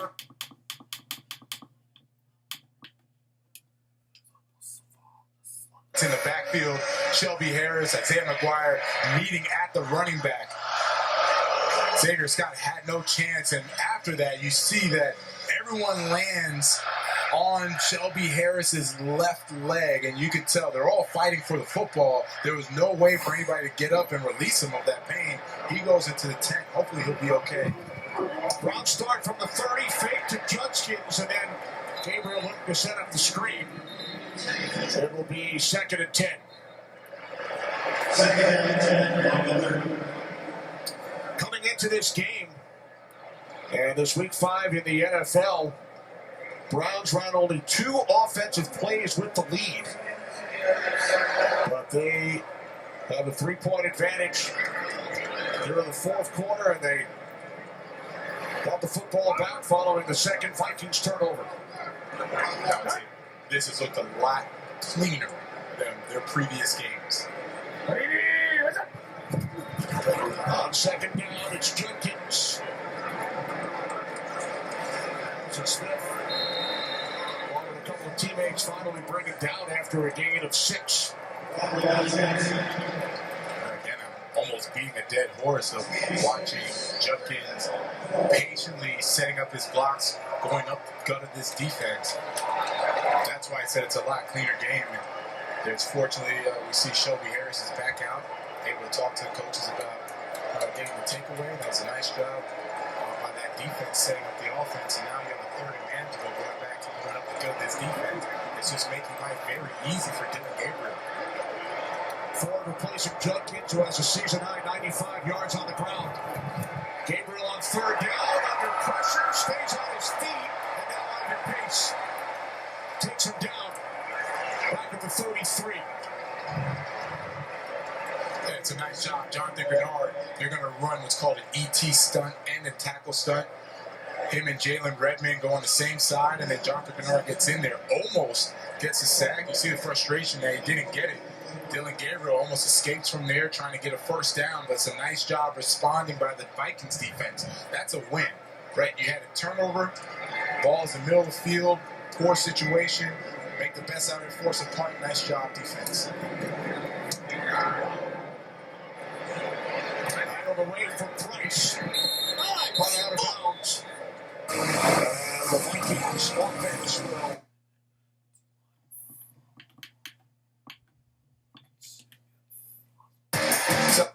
Tell me he's not high. Adds a little flavor to the celebration, Kenny. That looked good. That was the go-ahead score late in the third quarter. There we go. Try to keep cool. Browns defense back on the field. Vikings will start from their 25, 5 receptions and the touchdown for Njoku. Jordan Mason has returned, shaken up late in the third quarter. Replaced by Scott, who turned it over. The Vikings' last possession on the toss. It's Mason. And a nice tackle made by Ronnie Hickman. No gain on the play. That is a very nice open field tackle. This is just fundamentals. One-on-one. Ronnie Hickman filling the lane. Jordan Mason trying to make a cut. That's a very nice tackle by Ronnie Hickman.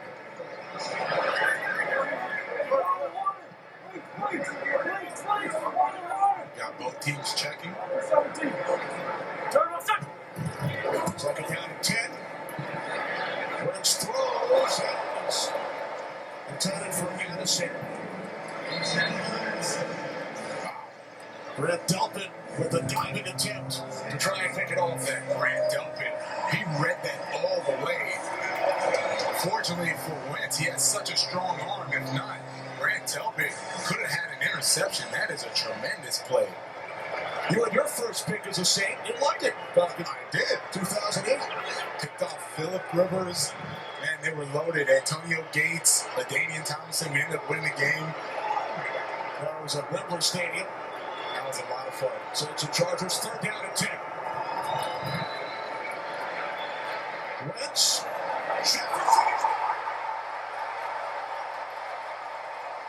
Justin Jefferson makes the catch in Browns territory. The Vikings first down gain of 39. This is just a streak down the middle of the field. This is a seam. He goes inside, just keeps going, right behind Grant Delpit. Carson Wentz fits it right in time over the zone, and that's one thing Carson Wentz talked about when he was with the 49ers, when he was with the Chiefs on the scout team. He said, I learned how to throw over zones. That time, throwing it right over the zone for Jefferson. 39 yards. Biggest play of the day by either offense. There's Jefferson again. And you're right, when we talk to Wentz, sat behind Matthew Stafford and Patrick Mahomes the last few years. Jefferson averaging just under 96 yards per game, best all time. And Wentz told us, I weirdly enjoyed being on the scout team going up against the number ones on the defensive side. Right. He said that he learned to make throws he normally wouldn't have made had he hadn't been started, right? Second down and 5. Wentz to the outside. Oliver unable to bring it in. And he was saying on scout team, I was really trying to put pressure on the defense by making these tight throws, these tight windows. The defense knows what the routes are, right? And scout team, obviously, they know what the offense is going to come out in. But he was able to still really perfect his craft. And he he admitted, right? He said, some of the throws I'm making now, I wouldn't have attempted maybe 4 or 5 years ago, right? But that being one of the throws, that was a beautiful ball.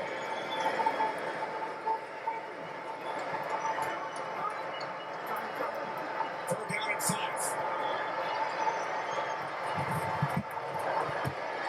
Wentz pulls it in.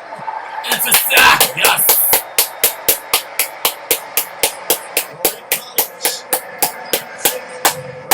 Carson Wentz, and the Vikings will send out the field goal unit to tie this game. Yeah, you're just looking at too much pressure. They're not doing anything crazy. It's a 4-man rush. They get in there, they collapse the pocket.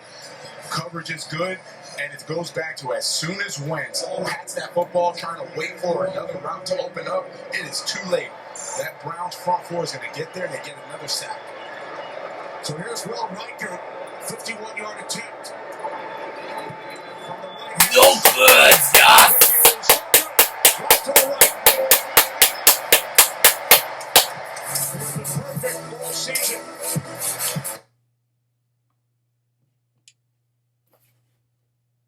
Resources and learn how to reduce your cancer risk.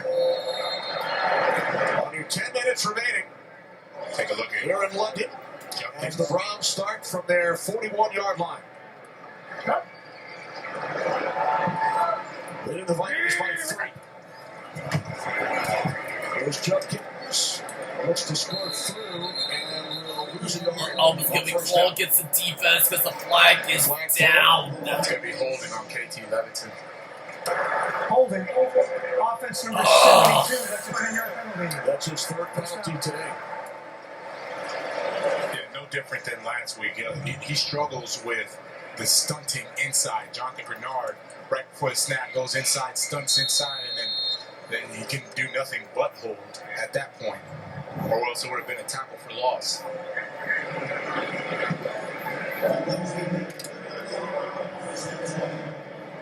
10th Cleveland penalty. Coming into this week, Vikings, the most penalized team in the NFL. They've been flagged 6 times. First down at 20. Gabriel sets. It's the Joker over the middle.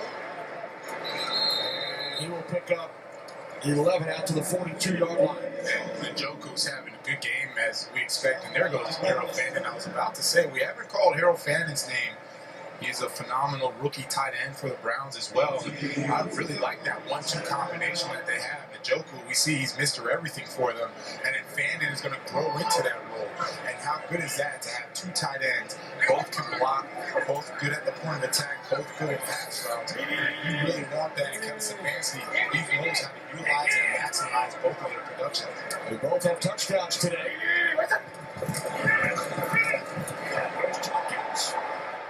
First down. Yes. So the Vikings 44. So Sean Judkins is over 100 yards for the day. Browns coming into this game. Most snaps played by rookies in the league over the first 4 weeks. We talked a lot about Schlesinger, middle linebacker. Now definitely over 30 tackles. That was going into this game. And Quinshon Judkins, he leads all rookies this year, 79 rush yards per game. And he's just getting better and better. And I know I've mentioned it. It's hard to explain how hard it is to just step in with no camp, no practice, and be as productive as he is. Fake to Judkins. And this time, the Joker unable to come up with it. 2nd and 10. Upcoming. Next Sunday, NFL Network. The international games in London continue. Broncos take on the Jets. That's next Sunday at 9:30 Eastern. And then the Rams and Jaguars on Wembley, week 7 and 8 of November. Games in both Berlin and Madrid. 7 international games this season.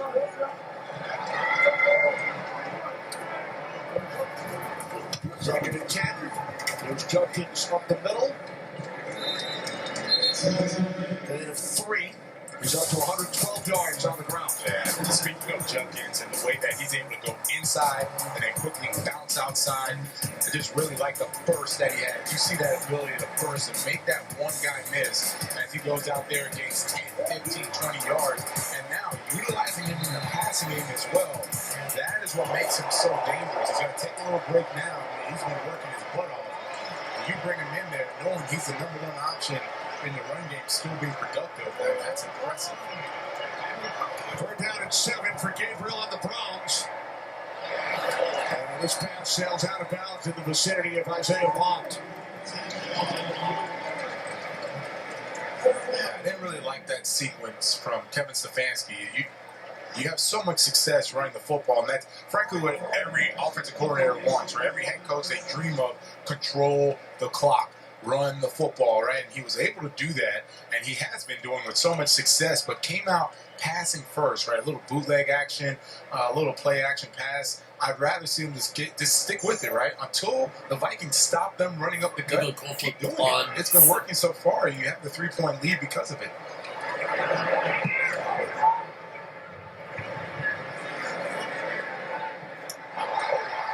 Is kicked out of the end zone.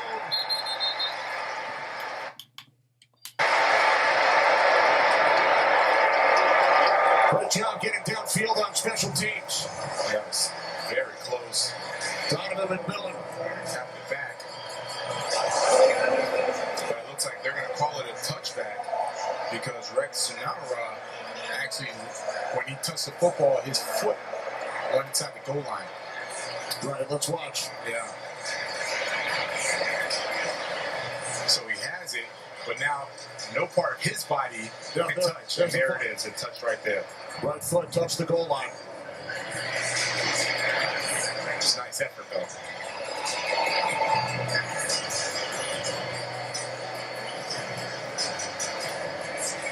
So the ball spotted at the 20. With just under 7 minutes remaining. The Browns leading the Vikings by 3 in the first ever matchup of 2 NFL head coaches named Kevin. And they both used to work for the other team.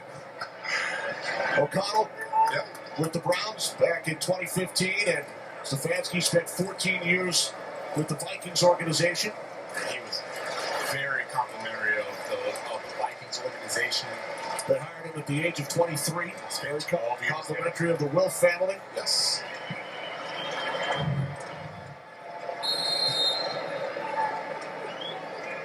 There's the foot of Sonahara, as you mentioned,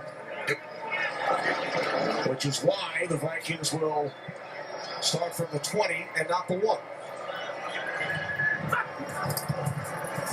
Wentz hands it off on first down. It's Mason out to the 24. Gain of 4. And there's the Browns defense today. They've done a really nice job getting in there, creating the takeaways. Kevin Stefanski very aggressive and demanding of this defense, saying he wants the ball back. They have given it to him twice. They put points on the board because of it. They're leading the game. Jim Schwartz calling a very nice game so far. 2nd down and 6. Wentz complete. TJ Hawkinson. That's what the Vikings offense needs to get back to. A lot of out-breaking routes. Justin Jefferson was torching them with all these outs, the speed outs, these out comebacks. And there was really, as I mentioned before, it's hard to defend that, right? You just have to have really, really good corners who are willing to take a chance and jump some of those routes. That's where the Vikings are going to have to make a living, but they have to hold up front. Every time Carson Wentz has batted that football, it's been a sack for the Browns front 4. Hawkinson gains 7. He set it down from the 31. Wentz to the near side. It's Addison. Makes the catch. That's his 2nd today for a gain of 5. Yeah, that's where they've been having all the success today. Take a look at the catch. It's a nice, yes sir, nice catch by Jordan Addison. All hands. And you have 2 very capable receivers. Obviously, Justin Jefferson, one of the best in the league. And Jordan Addison, he's also very quick. Very good body control. Knows how to beat press man now, so you can kind of go and make a living going to the outside if you want to live off that. From the 36 on 2nd and 5, it's a first down and 1 for Jordan Mason. Finally tackled by Higby at the Browns 45-yard line.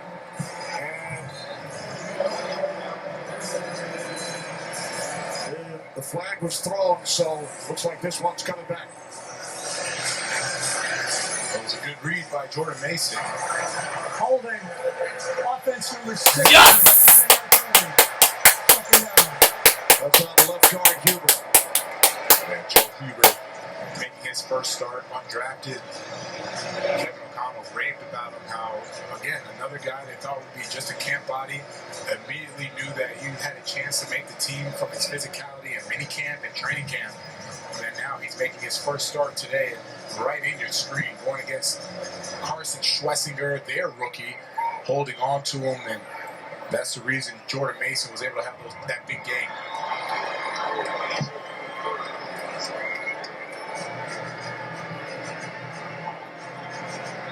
right, now they're taking them back. Here we go. Ball will be spotted at the 28-yard line. Take a one-score games. Kevin O'Connell, 27-10. One-score game, second best behind the Eagles. Defending Super Bowl champion Eagles, I should say. And you can see why everyone really likes Kevin O'Connell, the game management, the way that he's able to lead his team. He's had quarterback after quarterback, O-line shuffle after O-line shuffle. Still figures out a way to get them close into a game and figure out how to win at the end. 9-1 in one-score games last year. O'Connell named NFL Coach of the Year. Was Stefanski the year before. As Hawkinson hits the catch, but it did not fool this Browns defense. Devin Bush, along with Alex Wright. Yeah. TJ Hawkinson is a good tight end, really good tight end. He's not fast enough to run those plays. It's a slow developing play. You're trying to run a screen against the fastest or one of the fastest defenses in the NFL. You can't run that with them. You have to run it with somebody else, or you might as well just push the ball down the field. 3rd down and 11. Penalty and then negative play. Pushing the Vikings in the wrong direction. Yes! Woods goes down. Oh, hold on. There's a flag in the field. There's a flag in the play. And a flag is thrown. Yeah, Malik Collins is going against that undrafted rookie, Joe Huber. Puts a spin move on him. Malik Collins is too quick for him. Lost weight this offseason. Came in. Jim Schwartz said, we want you lighter. We want you quicker. He did exactly that, and he's been a menace all day today. He's frankly been a menace all season, right? He's been one of the guys where Garrett gets all the credit, but he's been just as good, just as disruptive. It's offensive holding, yes! His career long. This one will be scooped up at the 29-yard line and taken out across the 40 by Larvadine. With under 3.5 on the clock. Kick off your weekends with NFL Network and the crew on Good Morning Football. Football's favorite morning show breaks down every trending storyline of the NFL. Good Morning Football. Weekdays at 8 only on NFL Network. Well, it's 6:21 in the morning in Hawaii, where Dylan Gabriel's parents are watching. I'm sure they do not care about the time. They've been watching intently as Dylan Gabriel's been leading this offense, leading the team. They're up by 3. On first down, here's Junkins. 12:20 in the afternoon on the east coast of the United States. Just after 9 in the Pacific time zone. And there's a timeout will be taken here by the Vikings. As they should. The timeout is called by the Vikings. It's 4-minute offense, where you want, if offensively you want to try to get a first down, you want them to use up all the clock if you can, and then if you get another first down, you take the knee, you win the game. Defensively, you obviously want to stop the run. Kevin O'Connell's going to use the timeout, save some time on the clock. But this is going to be a big challenge for that defense because it's been the Browns' run game that's been really giving them issues today. Thanks to all the viewers who got up pretty early, especially in Hawaii. My daughter Amanda on her birthday on the East Coast. Check this out. How old is Amanda? 26. Oh, happy 26th birthday, Amanda. Hopefully we see her soon. We haven't seen her all season. You will, don't worry. There's Junkins on second down. And another timeout taken by the Vikings. With 3:19 remaining. In the 40th regular season game played in London. This one for Browns were here once, lost to the Vikings back in 2017. They have a 3-point lead today. The Vikings lost in Dublin, Ireland last week, but they are perfect in London. 4 for 4. Prior to today. The Browns are threatening that perfect record.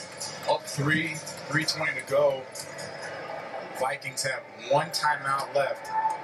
I'm the Browns offense. I still run the ball, whether I get the first down or not.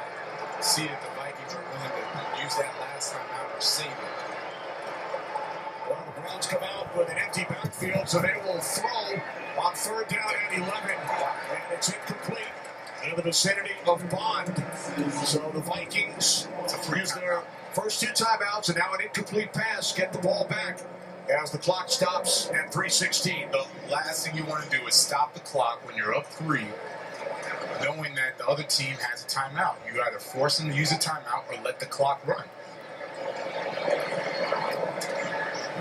Definitely don't agree with that play. Play call. Browns ran only 11 seconds off the clock during that series. Hurricanes from the 30. Price out to the 20. 53-yard punt, only 3 on the return. Justin Jefferson with 6 receptions today. He's got over 100 yards. And Jim Schwartz, he said it best. Most receivers, they have one thing they're really good at, either intermediate routes, deep balls, or short routes. Justin Jefferson can do it all. We just showed you every route on the route tree, basically every route on the route tree, where he is getting open. It was versus man, versus zone. He gets open. He is one of the best wide receivers, over 100 yards today. And let's not also forget, he's done that with how many different quarterbacks now, Kenny, right? Just think of the quarterbacks that he's gone through in the past 5 seasons, and he still has that production. It's Carson Wentz starting his 3rd straight game for the Vikings. Trailing by 3, low snap. Wentz able to hand it off. And a big hole up the middle for Mason, who gains 9.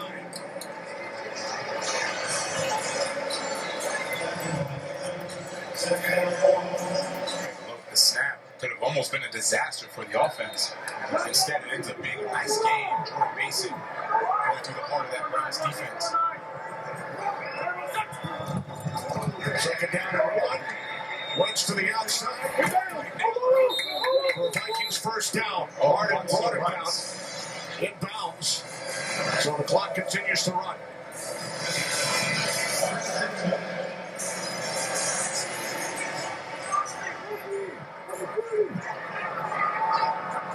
Vikings scored a touchdown on the opening drive of the 2nd half. Pass is caught out to the 38-yard line. It's Hawkinson. Evolution's won.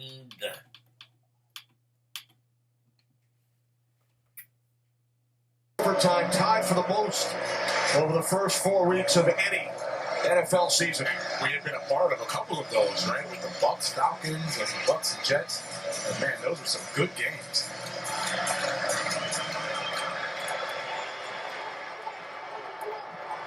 Three-point game here with 2 minutes remaining. Right now, Justin Jefferson at the bottom of the screen, lined up against Denzel Ward. 2nd down and 4. Wentz over the middle, 1st down. Across midfield, T.J. Hawkinson. What you're going to see is a lot of T.J. Hawkinson going right over and sitting on the zone. But what's interesting is that they rolled the zone away from Denzel Ward, yet Carson Schlesinger went a little too far, and then Hawkinson went right underneath where he was. 10 and 15, his 6 catch today, and now Denzel Ward. Another Vikings 1st down. That's just beautiful. Carson Wentz, recognizing last time it was one-on-one, no help. Same thing happens here. 4-time Pro Bowler Denzel Ward, he's usually good in that. But those 50-50 balls, they're always going to go to Justin Jefferson. Browns call timeout. Browns timeout. Cleveland. Following the 21-yard reception by Jefferson. Coming up, the Mercedes-Benz post-game highlights and analysis, and an interview with the star of the game. That's coming up on the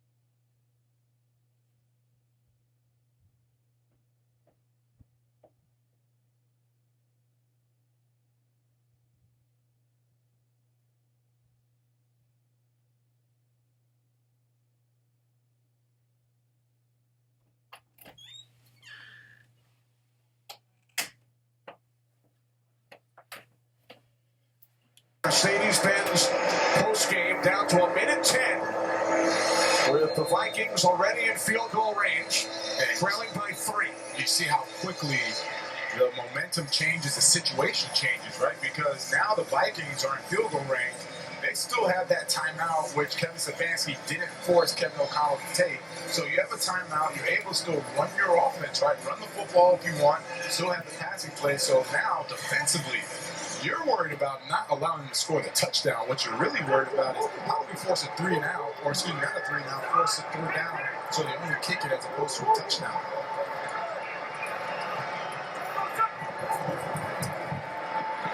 Wentz swings it out to Naylor. Wilson forced it out of bounds at the 23-yard line, gain of 5. One thing about Jim Schwartz's defense, it's not complicated. So when you spread them out empty, it allows Carson Wentz to really read the defense, know who's coming, know who's not coming. This defense is very violent, physical, but it's not taxing on you mentally. And that's why you see Kevin O'Connell liking to have these motions out to empty, make it easy for Wentz to figure out where he wants to go with the football. 2nd down and 5. Mason makes the catch. Wilson tripped up by Miles Harden. Gain of 2. Down to the 21-yard line, just over a minute remaining. That's the biggest thing, he got out of bounds, Kenny. So the clock is stopped, and the Vikings still have that timeout.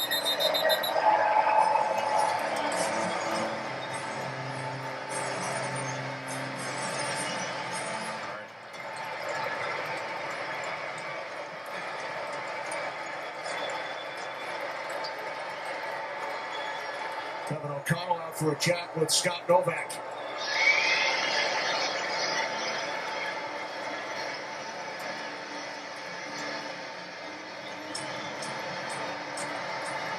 Third down and 3 upcoming for the Vikings.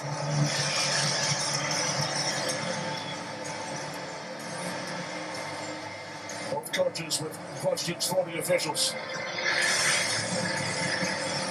It's like they're trying to determine if Jordan Mason actually got out of bounds or was his knee down prior to having that ball out of bounds. After review, the runner's knee was down inbounds. Clock was at 59 seconds. Cleveland is elected to take a charge timeout, so we do not run 10 seconds. So second charge timeout for Cleveland. Play clock will be at 25. Game clock at 59. They saw the knee go down before the ball touched out of bounds.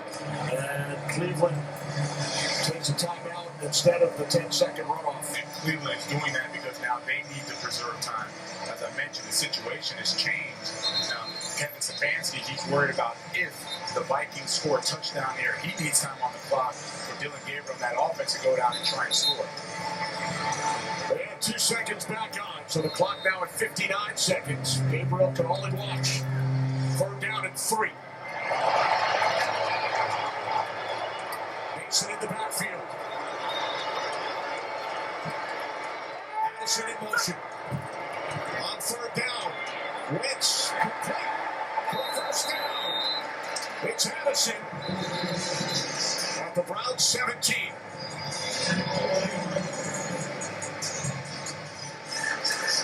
Play call. Addison is basically running away from Miles Harden, the nickel corner, the whole time. That is a tough coverage for Miles Harden. The best he could do was just make the tackle, but it was enough for a 1st down. Browns use their final timeout. So a new set of downs for the Vikings.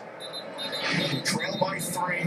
Minnesota with 1 timeout remaining. The Browns are out of timeouts. And going back to this 1 timeout for the Vikings, it's very hard to call a play defensively because you're Jim Schwartz. You know they can still run the ball.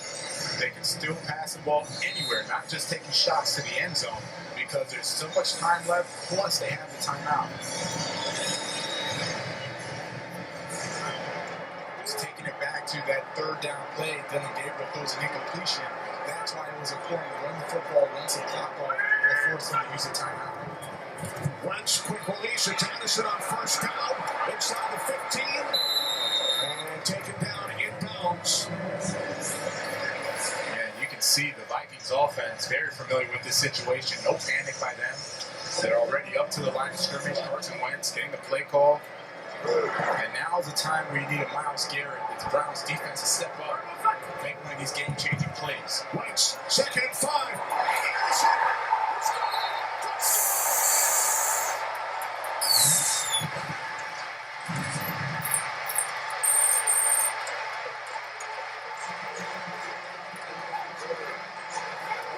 What a throw. What a throw. What a drive. What a throw. And Addison is the one making the play. Second half, we said we need to see more of him. He comes up big for the Vikings, getting that touchdown, taking the lead with 25 seconds to go. He did not play in the first quarter. Coach's decision. We saw him sparingly in the second quarter.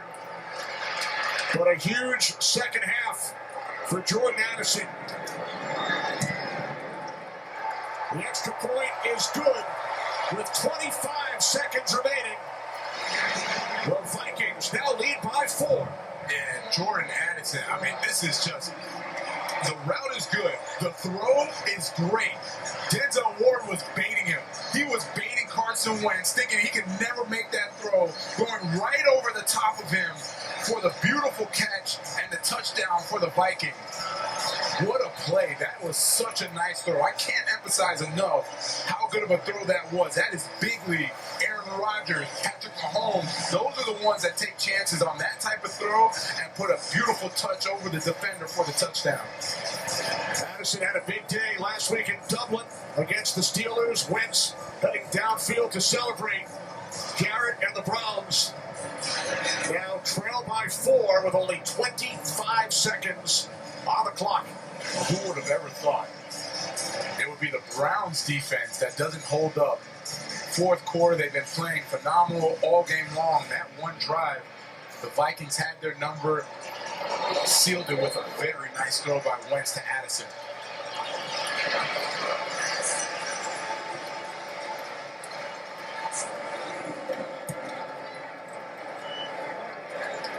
Kickoff taken by 4 at the 3. Sampson leading the way. 4 down to the 30. And here's Dylan Gabriel. His day so far has been really good, right? He's able to get the ball out there. He likes those out-breaking routes, putting enough on it. The ball placement was there. You know he's mobile enough to get out there, throwing a touchdown to Harold Fannin, another one to David Njoku. So it's not like it's too big for him, right? It's just that you got 25 seconds. Right. 21 seconds now. 21 seconds now. Needs to go 71 yards without a timeout. Right. Gabriel on first down.